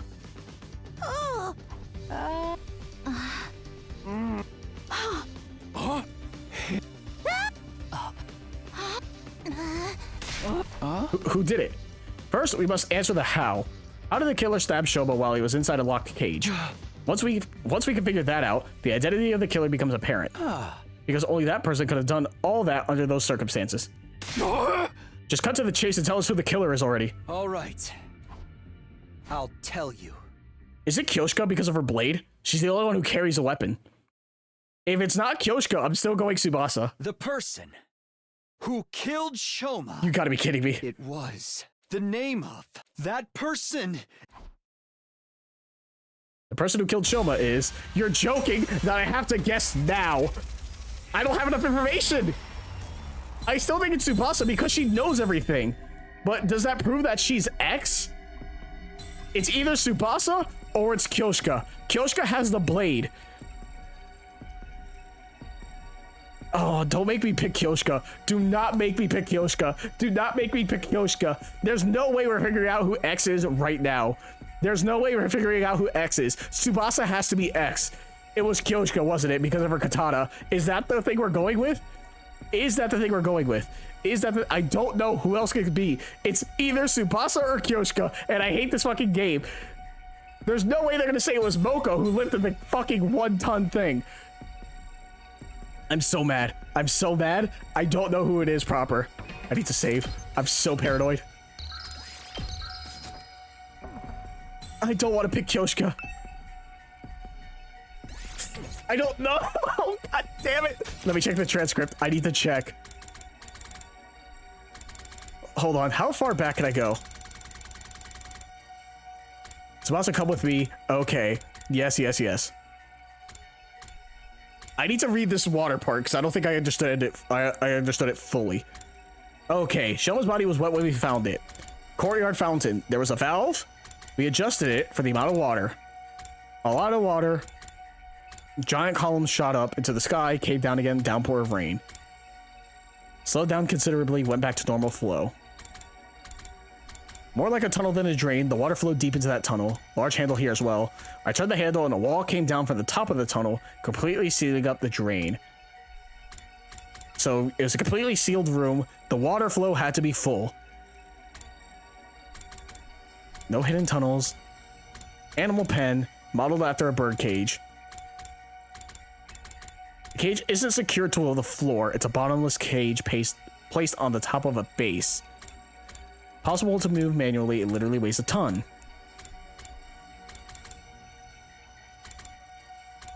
World death, different kinds of things. Originally created perfect replica of ecosystems creatures have been living in. Amount of pressures caused the windows to break. No.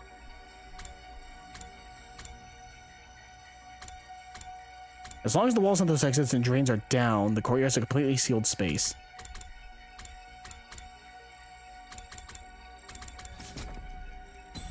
I want to say it's Tsubasa. She has to be X. She knows too much. There's no... How? I think it's Kyoshka. If the point is the blade to stab Shoma, it would be her katana, wouldn't it? The blade was 8 inches long, sure, but her katana's long enough to reach into the cage. Unless we're going with the thing that the cage was lifted to stab someone inside. I don't know then. It's funny that we can pick ourselves. I don't think it was I don't feel good about this. I don't think it's her. It's either her or Tsubasa. I don't know. We don't have enough information. I'm so sorry for this. Okay, it's not voiced. The real killer is you, Kyoshika Magadori. Oh, thank God I'm wrong. Thank God I'm wrong. I'm gonna feel real bad by advancing this text. It's gonna make me feel horrible, but thank God it's wrong, because I'm sure it would be voiced. Who, me? I cannot fathom this. You must tell me how I did it. Very well, allow me to explain. What you did was, you know, it's all very simple. You were, this guy's taken to high heavens. Of course he is. He's Ekta after all. Hey, now that I think about it, nobody got attacked whenever he was unconscious, right? Maybe he's trying to frame someone else to make the rest of us let our guard down. After that, he'll tell us there's no need to travel in groups or sleep together anymore, and then commit a sex crime. Is this gonna go to a bad end immediately? Please do, because I want to just load. So he brought this matter up in a futile attempt to shift suspicion away from him. It does make sense. Yes, it does indeed. One after another, the others started voicing their agreement, and I found myself unable to offer anything in rebuttal. They gave us no choice but to lock you up. Wait, this is a mistake. I was just... Game over. In the end, I was detained by the others and locked inside the cage of the courtyard. What possessed me to even say that, I couldn't remember. But it was too late for regrets. I had no strength left to even sigh. Only a little while later, my consciousness fled from me. Oh, it's funny how we can see our portrait in there. Game over? Just hit me with the game over. Oh, day 100. So if you fuck up, you just go straight to day 100. I had no idea how long I was unconscious. When I next opened my eyes, I saw that the cage had been unlocked. Unsure of what that meant, I pushed the door open and opened nervously and stepped outside, only to notice that someone was lying in the cage next to mine. I ran over to see who it was. Nozomi. Oh. I didn't even need to check. She was clearly already gone. The cage was unlocked. I went inside and touched her arm. It was deathly cold. She's been dead for at least a few hours. What's going on here? Is everyone dead? I stayed my disquieting thoughts and quickly started searching for the others. My next destination was the library. As soon as I entered, I saw... Kyoshika! I checked her body. She wasn't breathing and had no pulse. Judging from how cold she felt, it seemed like she had died a few hours ago as well. Thinking everyone might be in their rooms, I proceeded to the roof. It was eerily silent all around. There were no signs of life anywhere. So convinced there had to be somebody around, I opened every single door to check. Takamada's room, Hideko's room, Tadami's rooms, their rooms were completely empty, abandoned. Kurata's room was next. I went inside and my glance fell on her bed. Lying there was... No! Kurata too! I checked her body. Like Eva and Kyoshika, she was cold to the touch. No, wait. Maybe... Clinging to a ray of hope, I decided to move Kurata's body to the infirmary. But... too much time has passed since death, impossible to revive, was all the monitor would display. I had a really bad feeling about this whole thing. Dark despondence pulled and congealed at the pit of my stomach. But it's fine. It's going to be fine. That's what I kept telling myself as I continued searching. I checked every room on the second and third floors, and any other rooms I had yet checked. I didn't find anyone. Finally, I reached the first floor. Upon stepping inside the mysterious room with no name, I saw... Yugamu. All the second to last Defense Academy members. I know it's not one of them. There was no need to even check his body. I could feel an airy chill crawling underneath my skin and spreading to the rest of my body. The last place I visited was the garage. I pushed the door open and cautiously stepped inside. And then... Huh. Who does that leave? Nozomi, right? When I finally registered the scene before me, I thought I could hear the sound of my heart breaking apart. That's fucked up. All their throats are slit. Right? That's those 5. We saw Kyoshka, we saw Kurata, we saw Eva, and we saw Yugamu. That's 8 people. There are 12 left. We're 9. Nozomi's 10. Moko's 11. Who's 12? Who's 12? I'm forgetting 12. Okay.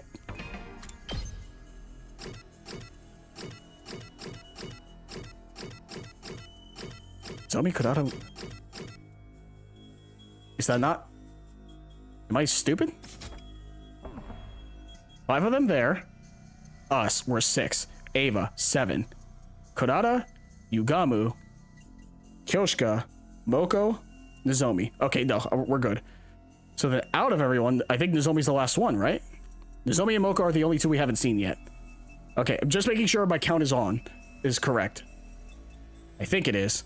5, 6, 7, 8, 9. We're 10, 11, 12. Yeah, Nozomi and Moko. When I finally registered the scene before me, I thought I could hear the sound of my heart breaking apart. I felt nothing, not even sadness or despair. I simply turned over the bodies mechanically and emotionlessly.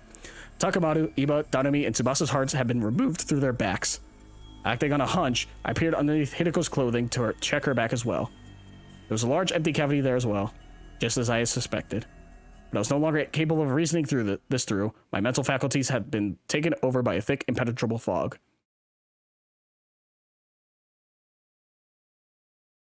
Stepping outside, I wandered around aimlessly for a while before coming to a stop in the schoolyard. I stood rooted to the spot in a daze for quite some time, and a passing soundless breeze blew past.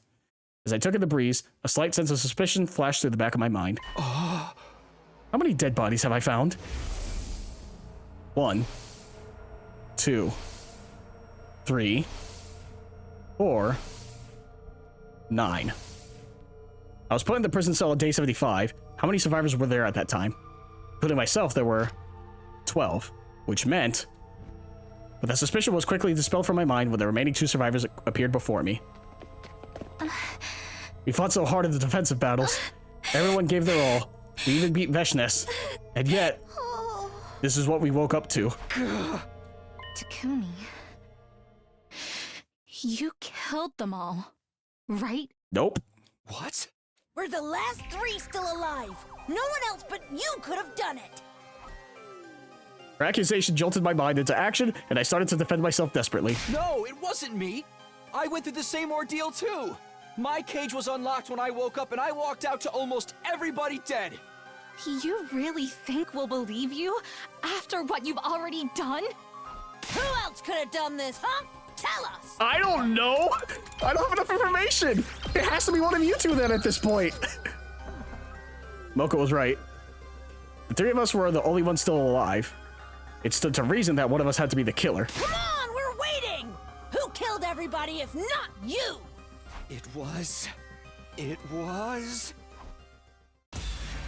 What? I have to guess now? What? What do you... Again? Even though with a bad ending with everyone dead? Who killed everybody? Moko? There's 3 choices? What? There's no way it's me, is there? Are we a sleeper agent? That's still a thing I'm considering. What? I thought about it, like I said, from the beginning with the pop in our head. Are we a sleeper agent? But every time we knock out, nobody dies. That's the problem. People only die when we're conscious. When we're knocked out for periods of time, we don't do anything. What? Is it really us? I don't believe it. I don't think it's Moko. Once again, the second to last Defense Academy has no reason to do all this. They didn't know about us. I'm sorry. Nozomi was my first choice from anyone. I'm not picking myself, and it doesn't make sense for it to be Moko. I'm sorry. Nozomi, but you're the only one who could have done this. This is also voiced. It makes me wonder if the other choices are voiced too. How? How could you even say such a thing? It wasn't me. It really wasn't me. No, forget it. I don't care anymore. Everyone died like that. So I...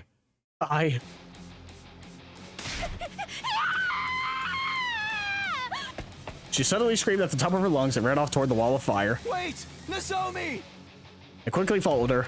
Before long, we reached the wall of fire, but Nozomi did not slow down. She continued running at full speed, right into the wall of fire. No! This wasn't what I wanted. All because I made that accusation. Because of me, Nozomi. What the fuck is this game, bro? No, wait. It's going to be fine. I may still be able to make it. I'll save Nozomi, drag her out of those flames, and... My body was already moving before I could finish the thought.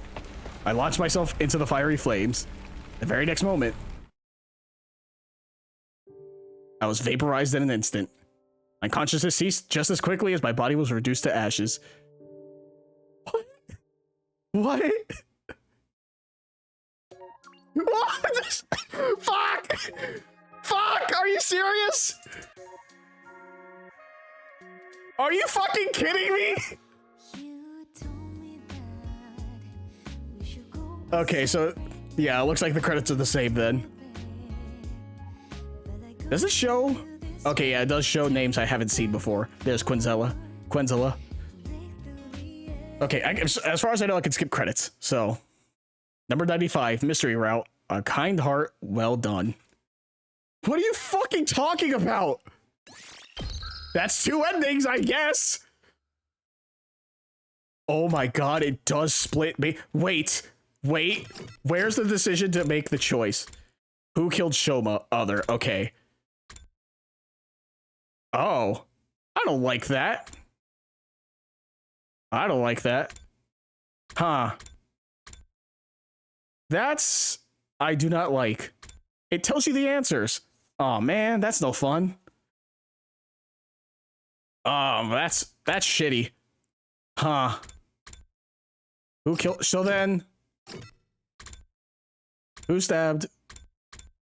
Other. Okay, so then that one's just a dead end. Oh, that's shitty. It shouldn't tell you who they are. It should just give you like how many... If anything, it should give you how many routes, and then just be like, oh, X. It should just be blank and blank. It shouldn't tell you the names. Oh, that's fucked up. Damn it. I didn't want to know the answer, because I'm assuming the answer is then is Ava. However, as I mentioned in the previous video, the game plan is once I reach an ending like this, I'm gonna go work my way backwards. So currently, I'm just gonna go back and choose then Takumi and then Moko. So before decision.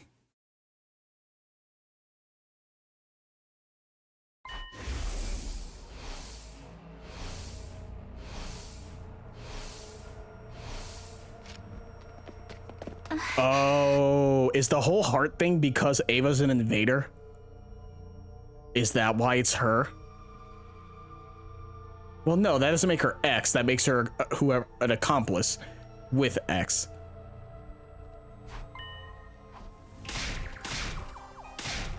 All right, we're gonna guess Moko. See how much this changes. That's fucked up, dude. This game's fucked beyond belief.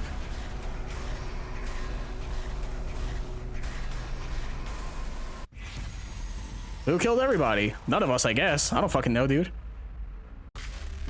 Moko, it was you.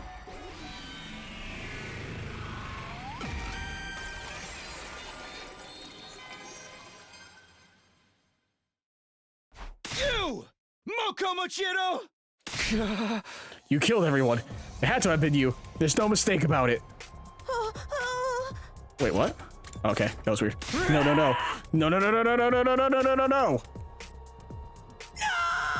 Where did you get that? What? Moko charged at me deliriously while brandishing a massive butcher knife. I instinctively grabbed her wrist, snatched the butcher knife away, and... slashed her neck. Why would you do that? What the fuck's your problem, Takumi? I watched in horror as Moko collapsed to the ground. I killed her. I hadn't intended to, but it just happened. My knees were knocking against each other. My strength gave out, and the butcher knife fell to the ground.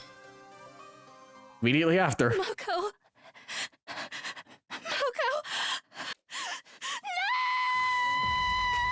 No! The zombie screamed at the top of her lungs and dashed over. The knife that had fallen from my hand was lying at my feet. She quickly picked it up and swung it wildly. And then she kills me. Yep.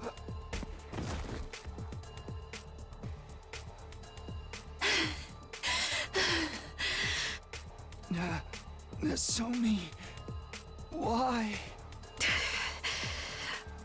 The zombie was standing in front of me with an astonished look on her deathly pale face. I stared absently at her until my consciousness faded into nothingness. What the fuck is happening? Why did Moko have the knife to begin with? Brother, man, this game's fucked. 94 mystery route, revenge for Moko. 3 clears. All right, now we guess ourselves.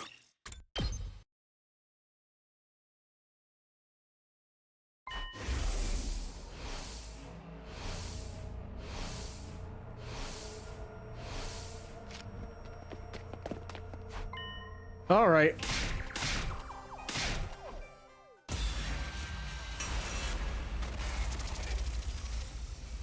This route sucks, dude. What the fuck is happening?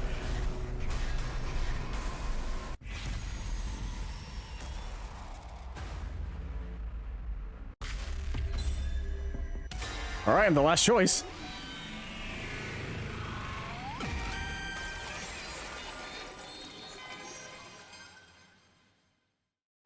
I think I probably just didn't remember it. Because there's no way either one of you here could have done all that. That means you must be right. It was me. I must have killed everybody, somehow, without being conscious of it. I slumped my shoulders and hugged my head weakly. Immediately after, I knew it. As Moko said that, she reached behind her and took out a large butcher knife. Well, like, why did she have that at the ready?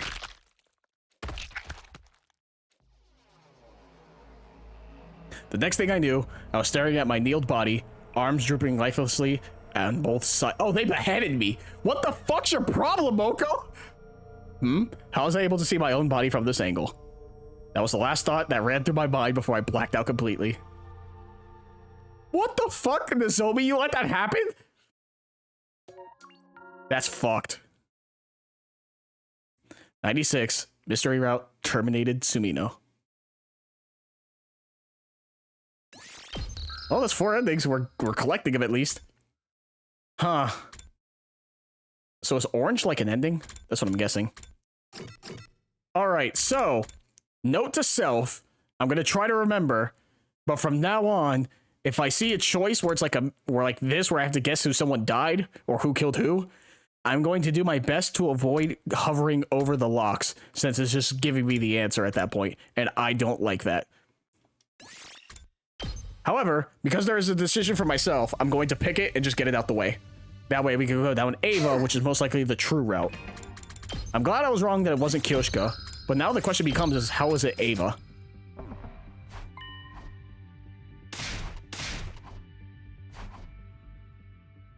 So I'm gonna pick myself, get a bad ending, however that is.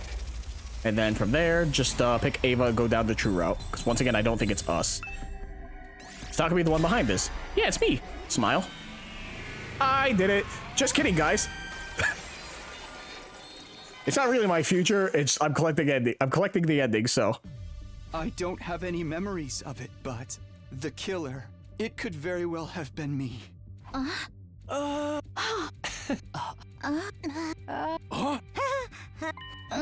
whoops. Yeah, like I was saying all this time, right? But how could you not have any memories? It's simple. I just don't remember. Then you cannot be the killer. But I don't believe any of you here could have done something so cruel. Also, I'm the only one who could have gotten inside since the key was with me. There are other reasons too. Nothing happened when I was unconscious, right? That would make sense if I was the culprit. The cause of my fainting disease may have played a part as well. Traces of treatment found on undamaged parts of the brain. Fainting disease likely developed as an after effect. If those damaged parts have actually yet to heal properly, I could have gotten up subconsciously at night and... did all of those things without being aware of it, right? That's what I'm saying. That's why I'm saying it was probably me. Maybe. Then you leave us with no choice but to lock you up in a cell. Are you okay with that, Takumi? No. Huh? You're still trying to put up a fight even after you confessed? I wasn't confessing. I was just saying it's a possibility. But you're so confident you knew who the killer was. You are being utterly incoherent. Yeah. Anyway, hold him down. Everyone. Okay. Stop. Stop. Stay away from me. I said, stay away. I screamed and started running. You bastard, stop right there. I burst out of the room and into the hallway and just kept running. Some time passed. I was finally able to throw off all my pursuers after running around the school haphazardly. I'll be in danger if I stick around here. I should leave the school for a while and get my head together. Wait, are we serious? I headed to the entrance hall and grabbed the fire extinguisher before sneaking outside. Before long, I arrived at the wall of fire, but somebody had been lying in ambush there. Yukamu. You are X. No. We basically admitted it just now. I told you I was just throwing out possibilities. Save your excuses. Now I can finally kill you without regrets. What? Have you forgotten that I am an assassin? Wait, does that mean... Yukamu pulled out a dirk and walked towards me with a smirk on his face. No! Stop! Uh-oh.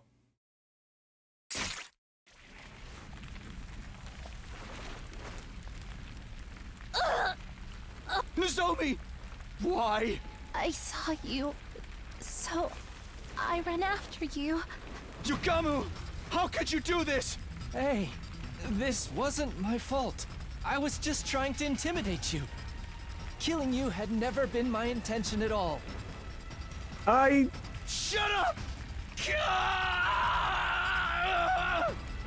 I charged at Yukamu with a feral roar, and we grabbed hold of each other. As we were struggling, we lost our balances, and our bodies careened into the wall of fire at the same time.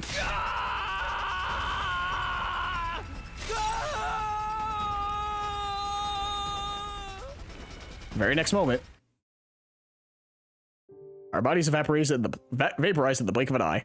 Consciousness ceased just as quickly as my body was reduced to ashes. Well then.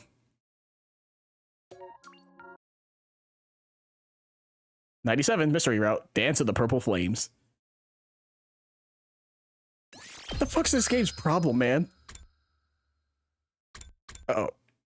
Yeah, so that's the end. Huh. Alright, now we guess Ava, because the game tells me, and I hate that it does. Should definitely keep it blacked out so you don't have to, I guess it's fine in the sense of, I guess it's fine in the sense that, if someone just wants to get the endings, they don't have to waste all their time guessing and reloading multiple times. They can just see the timeline. So I guess it's fine in that fact. If anything, they should either have it something in the options or a button in chapter select to say reveal reveal route names or reveal like names of decisions, right? So that way you don't accidentally see the spoiler. Because I don't like the fact that it tells me that it's Ava. It was.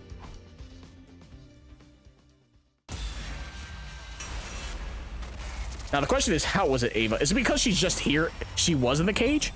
That doesn't make sense to me. But apparently so.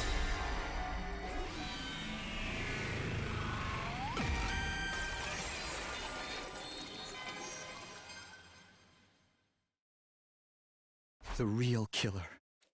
You! Ava! What are you saying, Takumi?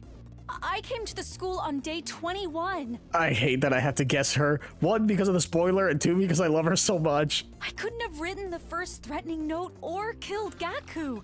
That means I couldn't have been X. Indeed. What? I didn't say you were X. What I said was you're the person who killed Shoma. I did not. It wasn't me. It wasn't me. It wasn't me. Shut your mouth and just watch. I'll be exposing every last detail of your criminal wrongdoings from start to finish. I don't know how it was her. My only guess is because she was kept in a cage, so she understands how it works. Or maybe because she's a commander, so she's much stronger than we are. What makes you think I'm the killer? Before getting to that part, we'll have to explain how the murder even took place to begin with. Shoma's dead body was found in that cage. He had been stabbed multiple times. That means you had to have figured out a way to get inside the cage. But the door was locked. And you were the only one with the key, Takumi. Yes, I did have the key. So you couldn't have used it. You used another way to get inside. Another way? The key lies in the design of that cage. The design? What are you talking about?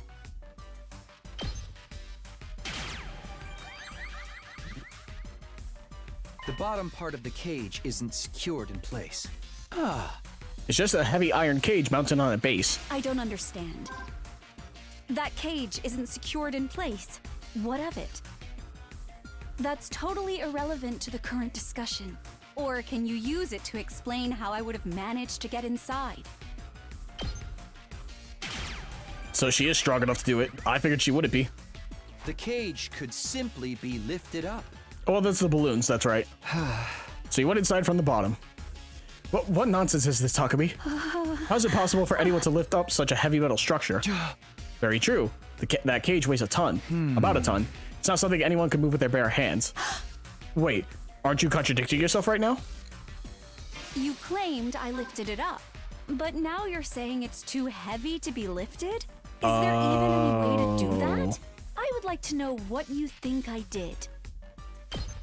You filled the room with water, then used the balloons. That's how it was, okay.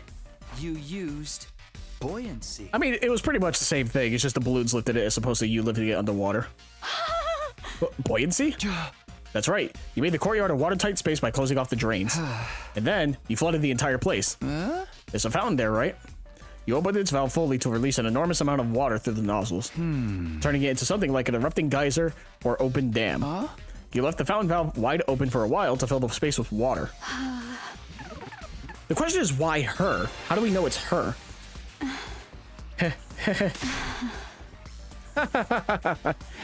Oh, I'm sorry. Your explanation was so outrageous I couldn't help but be amused. Takumi, do you not know how powerful water pressure can be? Even if we assume water was released into the environment after covering up any openings, some would still leak out, because those walls would be under constant pressure from the force of the water. No, that wouldn't happen. That's how this place was designed. Because the courtyard was originally constructed for a certain special purpose. Special purpose? What special purpose? Now you're just talking nonsense.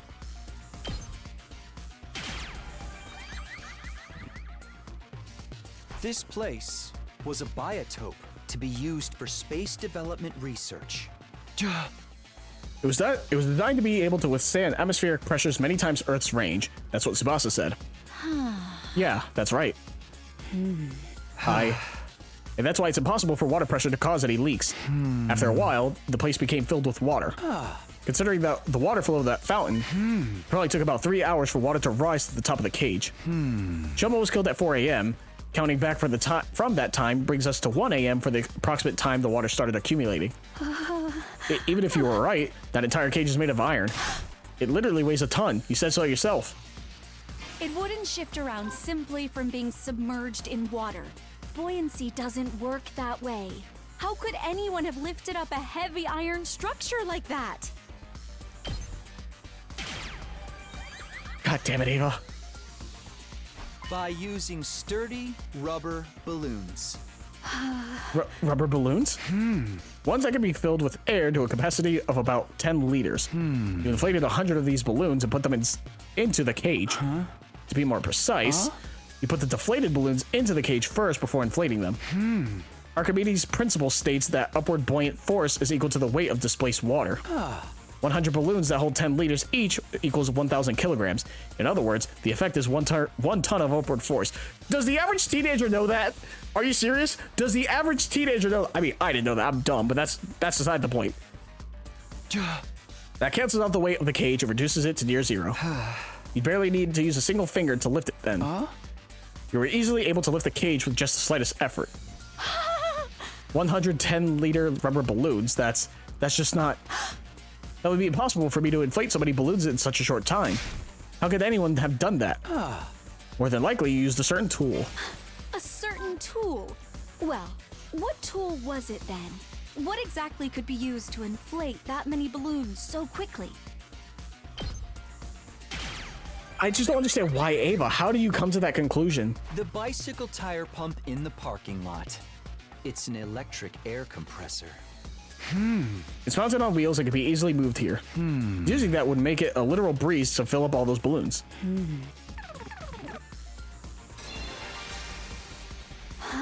I see. That method does make it possible for the cage to be lifted up while it was submerged in water. Don't you find it strange? If the cage had been underwater for that long, Shoma would have drowned inside. Yet the revivomatic status is cause of death as hemorrhagic shock. Doesn't that conflict with the sequence of events you've laid out? If your deduction holds true, Shoma would have drowned to death before he was stabbed. No, okay. I thought it was because we found the one there. Maybe that was why. Likely breathed the air that was in the balloons. You mean he untied them? Huh? All while trying desperately to stay afloat. I've heard of more believable miracles. Yeah, I figured.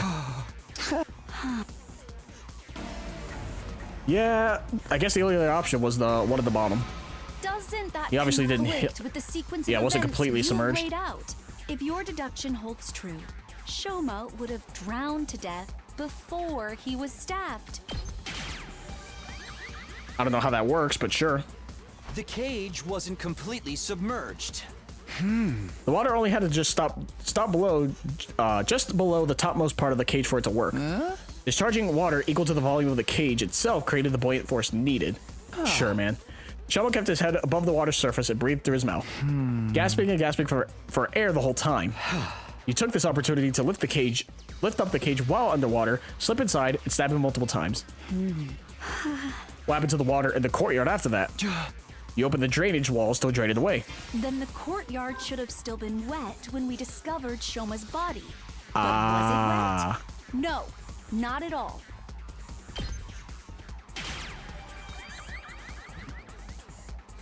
You used blasts of hot air to dry the place up. What? I mentioned just now that this courtyard was originally created as a biotope for space development research. Because of that, it's perfectly capable of reproducing a desert environment, which means it has the ability to blast hot wind around the area. After draining the water away, you activated that setting to dry the courtyard. Due to the lack of time, however, the water didn't dry up completely. When we first discovered Shoma's body, it was actually still somewhat damp. It was dry enough, though, plus we were all distracted by Shoma's dead body. That's why we failed to notice the remaining wetness in the area. The only thing we did notice was that Shoma's body was damp.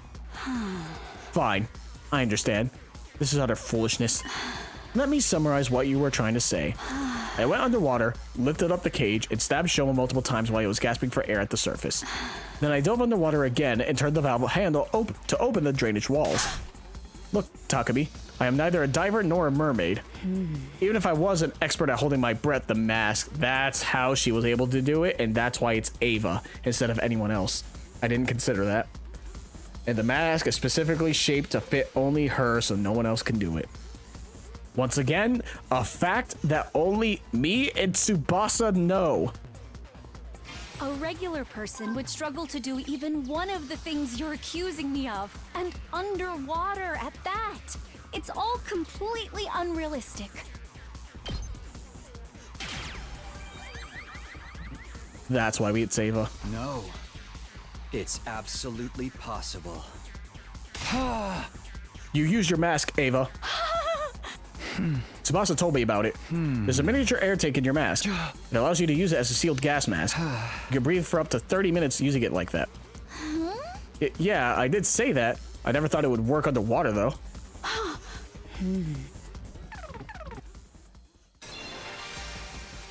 Yes, I remember now. My mask did have a function like that, but someone stole it from me. That person must be the real killer. God damn it, Ava. Yes, that has to be it. I like you too much. No, I am right. You've been cornered and you know it, Ava. Just admit that you're the one behind this. Your mask was unique. It's custom made to fit a specific shape. According to Tsubasa, you're the only one who can wear it. I... You were right, Ava. This isn't a crime that a regular person could have committed. Only a diver, mermaid, or someone with that particular mask could have done it. Ergo, the person who could wear that particular mask is the culprit. And only one person in this world can put on that mask. That person is standing right in front of me. It's none other than you, Ava! You're the only one who could have killed Shoma! God damn it. Ava, I love you. No! No! No! No! I don't feel good about this. Also, the reason why I paused is there, I'm hitting X. It's not letting me progress. The game is just taking its time. Oh, Ava.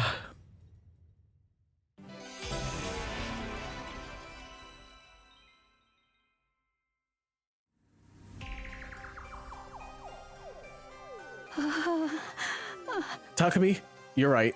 I killed Shoma.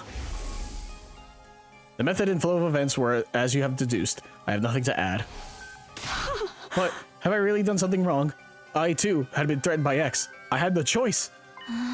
When did you meet X? A short while before 1 a.m. on day 51, just before the murder, I heard a knock on my door. And you opened it? Yes. Why? The thought that it might be X outside that door did flash through my mind briefly, but I am not part of the SDU, and I wasn't even here when you saw the threatening note. I just assumed I could not have been on X's radar. Well, what did X say? I have the remote detonator that will trigger the bomb inside your body. Here it is, in case you think I'm lying. I'm going to give you some instructions now, but you don't have much time. Follow my orders quickly, or else. Should you go against me, or tell the others about my existence, I will detonate the bomb in your body immediately.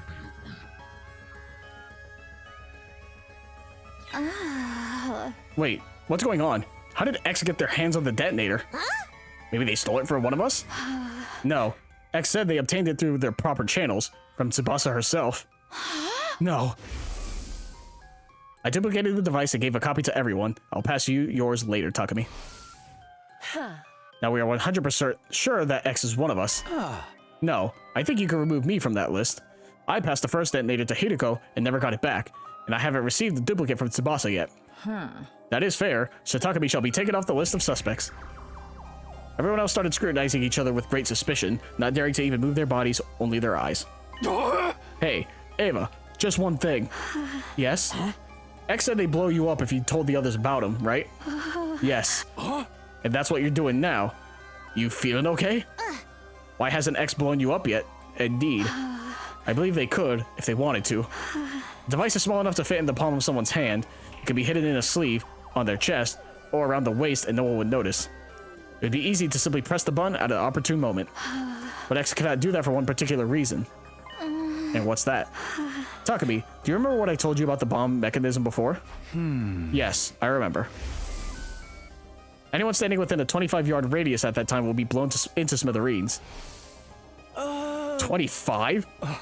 That makes the blast diameter the length of an Olympic-sized swimming pool. Basically, the length of this entire courtyard. Aha. That's why X isn't pressing the button. Because they'll be caught in the blast as well. It's not like they can simply run away.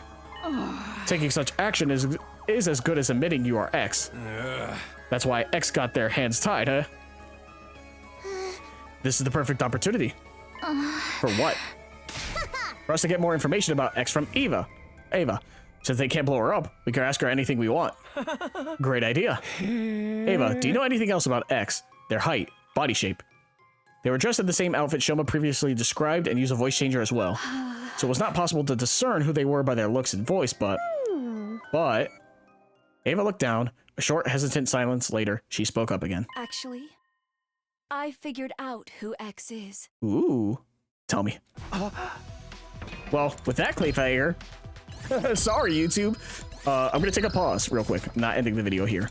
I need to use the bathroom, and I have a package at my door. So I will be right back. Please don't go anywhere. All right, YouTube, we're back. Let us continue. Oh, whoops. How'd you figure that out? Why their mannerisms? There. Mannerisms? You know how some people will subconsciously touch their chin or play with their hair when they're thinking about something? Those sort of mannerisms. They tried really hard to hide it, of course, but I still managed to pick up on them. So, who is X? All right, I will tell you. X is the real identity of X is. She's gonna blow up. Suddenly, a sense of dread washed over me. My mind started working overtime as I went through all the possibilities. Maybe X would really press the button now. Everyone thinks X won't do it because that would mean blowing themselves up as well. But if their identity was revealed, it would be the end for them anyway. They might even prefer to die with everyone in the blast over being caught and imprisoned. But in that case, why weren't they pressing the button now before Ava could reveal their identity? Were they banking on the possibility that Ava might say the wrong name? If she did, X could just sit back and watch the show without doing anything. And if she really said X's real name, they could always press the button at that time. Surely that was why X was adopting a wait-and-see attitude right now. It might be dangerous for Ava to say that name out loud. Even if she got it right, everyone would die anyway. Still, I might just be overthinking things. X could be hesitating simply because they were afraid to die. What do I do? Oh my god, are we really gonna make this choice now? Fuck it, I want to hear it. What do I do? What should I do? There's literally no time to hesitate any longer. My final decision was, yes, let her say it. I'm pretty sure it's Tsubasa, but we're gonna fucking find out.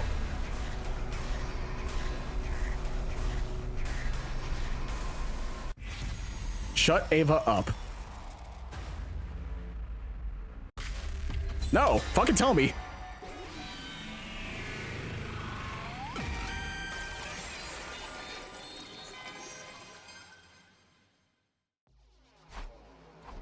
I decided to let Ava finish her sentence without interruption. However, she stayed silent after that and refused to say another word.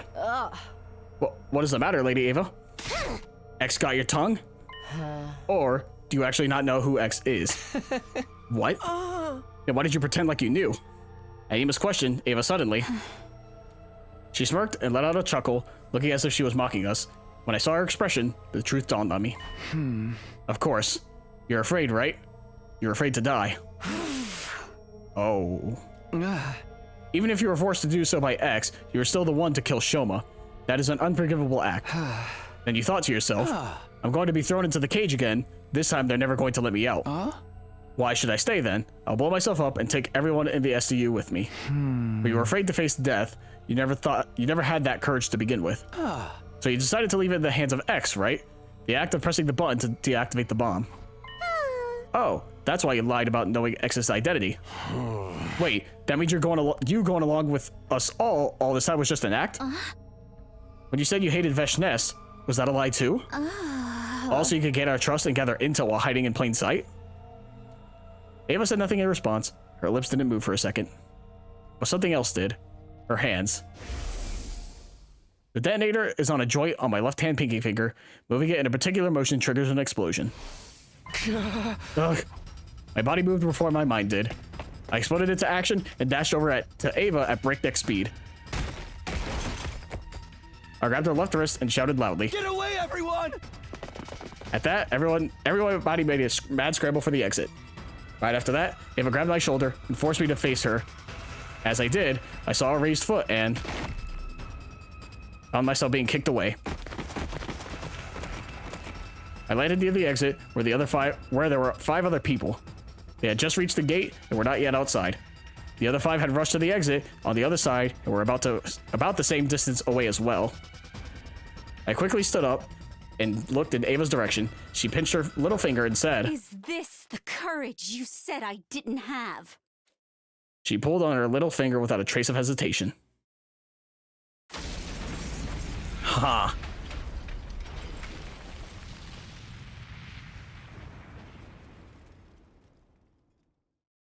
Well, shit. Day 80? Oh my fucking god! Wow! We have just 20 days left! Just a bit longer until Yeah, shut up. We have more pressing matters. It's day 80. I was already so used to waking up and finding out that I had missed a bunch of days that I was no more surprised by the fact that I was somehow still alive. Come to think about it, I seem to recall someone pulling me back with great force just before the explosion. That could be why I survived. I wonder who saved me. I didn't see who it was, but I remember a lavender fragrance. I can think about that later. Is everyone okay? I stood up on the makeshift bed, pulled open the curtain divider, and stepped outside. And then... What do you mean Tsubasa and Moko are gone? Exactly what I meant. They were both missing when I woke up. You were the last 3 on watch last night, right? Yes, but halfway through my shift, I felt a pain in my neck, like something had pricked me. Somebody must have jabbed me with that stolen anesthetic because I blacked out immediately. When you woke up, they were both gone? That's what I've been trying to say. It was at this point that everybody finally noticed I was awake. So Takumi, I see you've decided to rejoin us in the land of the living. 5 days no see. Oh! Pretty fast, all things considered. Yeah. Hey, shouldn't we be looking for Tsubasa and Moko? Yes, the 9 of us here will split up into groups of 3. After some discussion, we decided on the following groups. Group 1, me, Nozomi, Dadami. Group 2, Takamaru, Kurata, Kyoshika. Group 3, Hiroko, Yugamu, and Ima. So, that's 9 of us here. Ava was 10, and then Tsubasa and Moko were 12, so that does add up. Let's go find them. And thus, we embarked on the search for Tsubasa and Moko. We visited every place in the school to see if we could find any traces of them. However, they're nowhere to be found. It's already been an hour since we started looking. Suddenly, we heard a strange voice coming from the schoolyard. But bad news. Teams Takumi and Takamaru, can you hear me? If so, come to the parking lot right now. We gave each other knowing glances before rushing toward the stairwell together. Takamaru's team was already at the parking lot by the time we arrived. There were a few trees near the parking lot. Hiriko and Takamaru's teams were staring agape at something near the top of them. Dread started to pull in the pit of my stomach. I turned slowly and cautiously to look at the direction of the stairs. What I saw was... Oh... No! I no longer think it's Tsubasa. Huh. Is it really Dadami? Lavender fragrance points me to Nozomi? But I still don't understand the motive. How? It was clear they were both dead. Blood drained from my face, and I felt sick to the bone. Now 5 of my friends are dead. I didn't know how my heart was breaking apart. It I held myself together and said, Help me lower them to the ground and move them to the infirmary. It has to be Nozomi, right? It can't be anyone else at this point. Subject, Tsubasa Kuwana. Cause of death, hemorrhagic shock. Estimated time of death, day 80 between 5 to 8 a.m. Multiple stab wounds on the chest and abdomen. The murder weapon is likely a sharp blade about 8 inches long. Too much time has passed since death. Insufficient cryptoglobin present in body. Impossible to revive. Subject, Moko Mojito. Cause of death, hemorrhagic shock. Estimated time of death, day 80, between 5 to 8 a.m. Lacerated carotid artery. The murder weapon is likely a sharp blade of unknown length. Too much time has passed since death. Insufficient cryptoglobin present in body. Impossible to revive. After everyone had a chance to view the monitor, the mood in the room turned utterly gloomy. We silently moved their bodies to the morgue.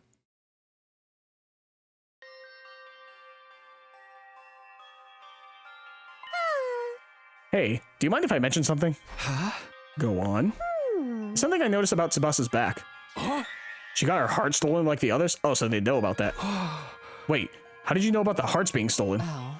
I decided it was not something worth hiding and told them about it. Ah, right. But I don't think the cases are related. Neither of them had their backs cut open. Then what is it that you wanted to tell us about Tsubasa's back? I noticed it when the hem of her blouse hitched up while we were moving her body just now. Dadami walked over to Tsubasa's body and removed the sheet that was covering it. She turned over the body and pulled the blouse up so we could all see the strange thing on her back. 2? Think so. Could be a Z or an N as well. I don't know. Is that part of the sequence code for the launch? Because they mentioned that, right? The mark is small enough to be completely covered by a hand. Not located in the center, but more toward the left side of the spine. This is indeed curious. The purplish color even makes it look like a bruise. What could this number mean? Nobody had an answer to that. We checked Moko's back as well, but there were no markings at all, let alone one that looked like a number. After that, we turned them both back around, closed our eyes, and put our hands together to pay our respects. Ugh, Moko. Moko. Moko. Zoe clung on to Moko's body and wept bitterly. Her anguished chokes and sobs reverberated throughout the hushed morgue.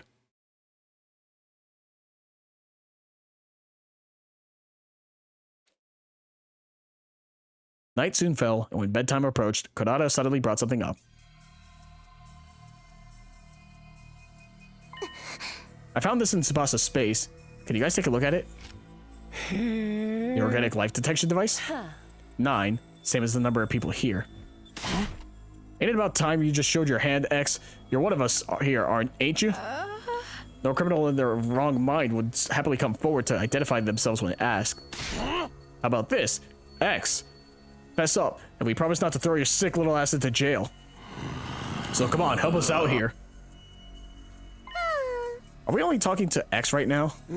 Say what? X instructed someone to kill Kako and Shoma. What if it was the same this time? Hey, don't you go putting weird ideas in my head. You're basically saying there are 2 killers among us. Whatever the case, we should probably be sleeping together. I agree. X should still have some of that anesthesia left. Another option is to increase the number of people on watch, but it's probably safer for everyone to just sleep in their own rooms. What do you think, Takumi? Holding my arms across my chest and thought long and hard about before saying it. Yes, going back to sleeping in our own rooms may be the better option at this point. On the condition that nobody opens their door until the morning announcement. Are we clear on that? I don't fucking know, are we? Day 81. All this from killing Ato. Get ready, prepared, be ready to give. I didn't black out despite having gone through so many stressful events yesterday. I didn't know why. It wasn't like I'd been cured of the fainting disease.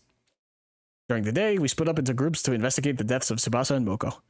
But we didn't find a single clue. Soon, the sun started setting. Darkness took over. I haven't seen the courtyard after the explosion. You never will then. Also, there hasn't been any battles, so... It happened right after the bedtime announcement had played. I mean, we defeated Veshnes, right? So...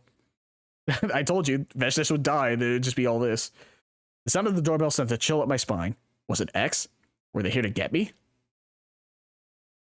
Those thoughts raced through my mind as I gingerly made my way over to the door, where I was greeted by a familiar voice from the other side. I know what you're thinking, Takumi. Maybe Hideko is X, right? But you would be wrong. I am not X. Yeah, you say that, but... Just listen to me. I need to tell you something. You're likely innocent because you did not have the detonator for Ava's bomb. For that reason, I trust you and want to tell you something I remembered. What is it? I'm going to the morgue now. If you trust me, meet me there. I will be waiting for you. I heard the sound of her clacking heels getting softer and softer until it went completely silent. What should I do? I don't believe Hideko is X, but... God damn it. So you're not agreeing to your... Jesus. I hid my infuser under my clothes as a precaution and ran directly to the morgue. So we're not following our own rules that we set to not open the door for anyone. I've never met an idiot as stupendously naive as you. Did you even consider what would have happened to you had I really been X? But you said you weren't. Only a gullible idiot would believe a potential suspect is not a bloodthirsty serial killer simply because they said so. Ugh. I gritted my teeth in frustration, then said, Anyway, what was this thing you remembered? Hideko walked over to Tsubasa's dead body without a word. She stopped in front of the body, removed the sheet. She turned the body over before lifting the blouse up. It's that strange number we saw yesterday. What about it? This is her liver mortis code. I'm assuming that's what the... Livor mortis code? It's a unique number that appears on the back of all SDU members when they lose almost all of their cryptoglobin. Only those from Team 1 have this. Where did you hear about this? That is a 3-day long story I can tell you another time. All I can tell you now is that this is a very reliable piece of information. She moved to Shoma's body next, removing the sheet covering him. She flipped his body around so his back was facing up. There was a large gaping hole there. Oh, is that why they're cutting the hearts out? Because of the number? So we don't know what they are? Shoma 2? Yes, I believe X must have done this. But when? We've been moving in groups ever since he died. Well, there was just one sliver of opportunity X could have taken advantage of. What's that? When Ava self-destructed. Everyone got caught in the blast and were knocked out. It was the next morning by the time we regained consciousness. X must have woken up sooner than the rest of us, and Hideko showed me Eito and Gaku's back cavities next. Finally, she turned Kako's body over. Now we have 4 cases on hand. Every wound is the same shape. X used the same method to remove their hearts from their bodies. Sure seems that way. What do you see when you look at this wound? Well, the outline is rather clearly defined, like they were cut open with a scalpel or something. Oh, I get it now. It's in the exact location. That has to be it. The part of their backs with the liver mortis code has been cut out. Well done. Is it the same for Moko? Haven't you been listening? The liver mortis code only shows up on those for Team 1. Moko's from Team 2. Naturally, her back is code free. After saying that, Hideko returned the bodies to their original positions. But why would X do such a thing? I'm guessing it is because they do not want us to learn of their existence. If the bodies were left in their original state, somebody was bound to notice the code sooner or later. Oh. So they cut out the part with the code out in order to keep them hidden from us. Why dig out the hearts too?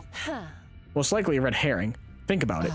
What would be the first thing to come to your mind if you saw that multiple bodies had only a certain part of their backs cut away? I would think there had to be something on our bodies as well. You see, now you're getting it. You would think X is targeting something invisible on that part of our bodies, right? And what would you do with that information? What am I supposed to do? For example, I would cut out that part of my body before X could get their hands on it. Or cover it with something, like a tattoo of a soaring dragon. Is that a Yakuza reference? X would likely be highly inconvenienced if we did that. That is why they took out the heart as well. They wanted us to believe their target was not that patch of skin on our backs, but the hearts in our bodies. That's why X did that. Though that still leaves us with one question. What's that? I'll explain later. You see, X's objective has to do with the knowledge of the liver mortis codes. Our current hypothesis is that X cut out that particular part of the skin, not because they were avid skin collectors, but simply to stop us from knowing about the existence of the codes. But if that is true, why set up the red herring? Because if X's objective was only to know what the codes were, they could have simply gotten rid of the bodies once they saw it. They could have tossed the bodies into the wall of fire, buried them in the forest, yet X did none of these things. Why? I'm not sure, but maybe they needed the bodies to be left in the morgue for some reason. You think so too? Yes, X clearly wanted to leave the bodies in here. But by doing so, it would allow us to find out about the existence of the liver mortis codes. That is why they went through the trouble of setting up such a complicated red herring, removing the skin and hearts of those already dead. So the question is, why does X want the bodies preserved? That is what I'm trying to find out.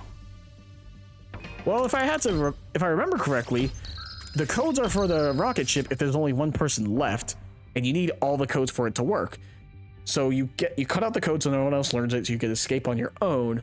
My only thing it would be you leave the bodies in here so the school could actually register that everyone is dead, because if they're outside the school, it won't register them as dead. It would just be like, oh, they're on an expedition. Let's put that aside for now and talk about something else. Why does X want to know what the liver mortis codes are? Yeah, it has to do with the distress signal transmitter. The transmitter the boy with the undying flames told us about. Well, that's the other problem is he didn't tell us until after the murder started and after we found out about the hearts being taken out. He told us that well after the fact, I'm pretty sure. So that means they knew about the codes beforehand. I recently found out there's something called a distress signal transmitter somewhere in the school. It was put here in the event of all but one member of Team 1 dying. Once the correct series of codes had been entered into the transmitter, it would, well, transmit a distress signal. Oh, I know. The correct series of codes he mentioned, he must be referring to the liver mortis codes. Yes, there are 10 people on Team 1. Entering 9 of our codes will summon the rescue craft. Because knowing the liver mortis codes of 9 people indicates that 9 people have entered total death. Total death? It means a complete cessation of life. In this state, a person is impossible to revive. Excuse me. But okay, but how did you come across all this information? The same way I came across the previous information, by remembering them. Oh, the 3-day-long story you were talking about. Yes, I'll explain further when the time is more on our side. For now, our priority is to identify X. Do you understand now? Do you understand why I said X's objective is to find out the Livor Mortis codes? Does this mean X is trying to summon the rescue craft? It is very likely. So that they can leave the school? Quite so. Which also means X already knows where the distress signal transmitter is located. Because the Livor Mortis codes would be useless otherwise. That is a logical line of reasoning. Keep going. If we find the distress signal transmitter ourselves, we may find a clue to X's identity. Hideko nodded deeply at my words. That is why I'm going to start looking for the distress signal transmitter now. Care to join me? But it's almost midnight. What are you, 5? Oh, alright. I like that Hideko's getting a lot more screen time now for this. Day 82. Hideko and I ran around the school all night in search of the distress signal transmitter. We found nothing in the end. It's almost 6. We're not in our rooms for the morning announcement. The others may suspect us of being X. Yes, we should call it a day for now, and... Just as Hideko was about to finish her sentence... Kurata! Shh, hide yourself. What in the world? You made the rule that we should never go anywhere alone, remember? So why is Kurata wandering around by herself then? Oh, now that you mention it. We peered out from around the corner of the hallway to see where Kurata was going. She quickly vanished in the direction of the staircase. The sound of footsteps on the floor above us slowly became softer and softer until we heard the roof door closing. Then there was silence. Kurata went upstairs. I mean, we are on the ground floor. But she just came from that staircase. Why would she come down the stairs just to go up again? Maybe she didn't come down the stairs. Are you saying... We started investigating the area around the staircase, groping around wall surfaces to see if we could find anything. And then...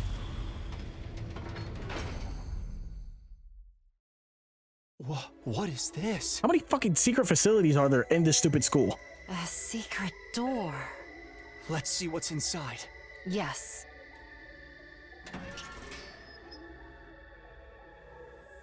Behind the door was a staircase leading down into pitch darkness. Kurata didn't come downstairs. She came up from here. So, at the end of this staircase... Yes. There's something to be discovered for sure. Let's go see. There's no way it's Kurata. How does she know about the First Academy? That's the problem I'm having. Huh. This place. I cannot believe we are still discovering new places on the school in day 82. That's what I'm saying. We didn't even find out about the morgue until this timeline. It's freezing in here. Your unfunny jokes made the heat in the room shrivel up and die. I don't recall making any jokes. There's a device of some sort in the middle of the room. We should check it out. Hideko and I approached the device and stared at the display monitor. Is this what I think it is? There was a user manual of sorts at the bottom left part of the screen, which read, Distress Signal Transmitter. Enter the Livor Mortis codes of each SDU member in the blank spaces on the screen. A distress signal is transmitted when 9 correct codes are entered. However, should a single incorrect code be entered, poison gas will be released from the tank behind the device.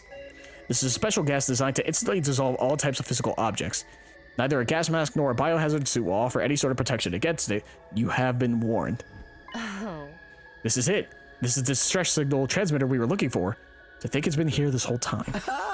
This is a major discovery. In my excitement, I started to look around the other areas of the room. Next moment, I felt my blood going cold.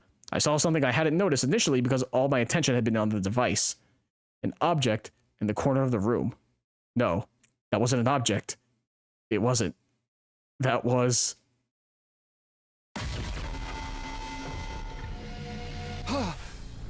Oh.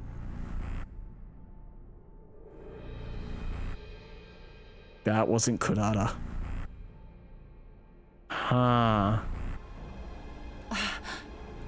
Kurata Osuzuki's dead body. Wait. What? We have to take her to the infirmary. Don't bother. A dead body doesn't freeze up that badly within an hour or so. So, She's been dead for a long time? You have eyes? Can you not see? This is definitely Kurara Osuzuki. I know because I've seen her real face before. The one beneath her usual tomato head mask. I've seen her face before too.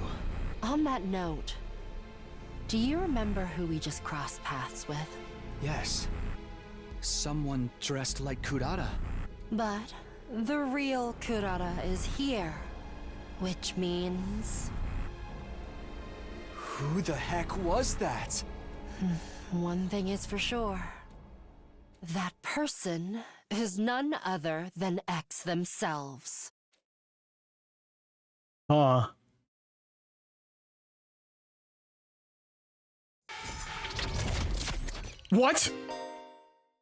Story lock? Story lock 3. You have arrived at Story lock 3. You will not be able to progress without meeting certain conditions. Try exploring other branches for now. Oh my god, it literally is Zero Escape. We're doing the morphogenetic field bullshit. Unlock conditions, reach Story lock 2. What? What? What? You're out of your mind. Shut Ava up, so now we have to choose to shut her up. What? What? Kurata was just alive. Technically. So that means either someone isn't really dead, but we see everybody's faces. What? You've got to be kidding me. You've got to be fucking kidding me. This game's insane. You're joking. I can't even back out. Huh. I guess we go here, huh? After decision? Oh, who killed Shoma? Okay, yeah, then we pick, whether it's Ava or not.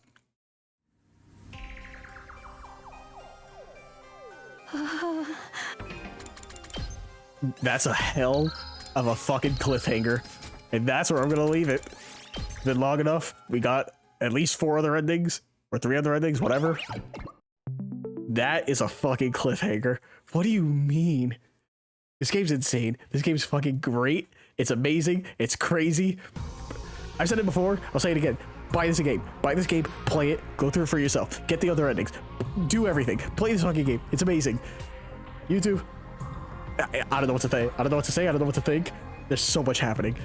If this is just one route, there's still so many. Regardless, I'll need time to think on it and get back when I have more energy to keep playing. But for now, YouTube, hope you enjoyed. Wait till the next one, because this game is fucking good. Till then, goodbye.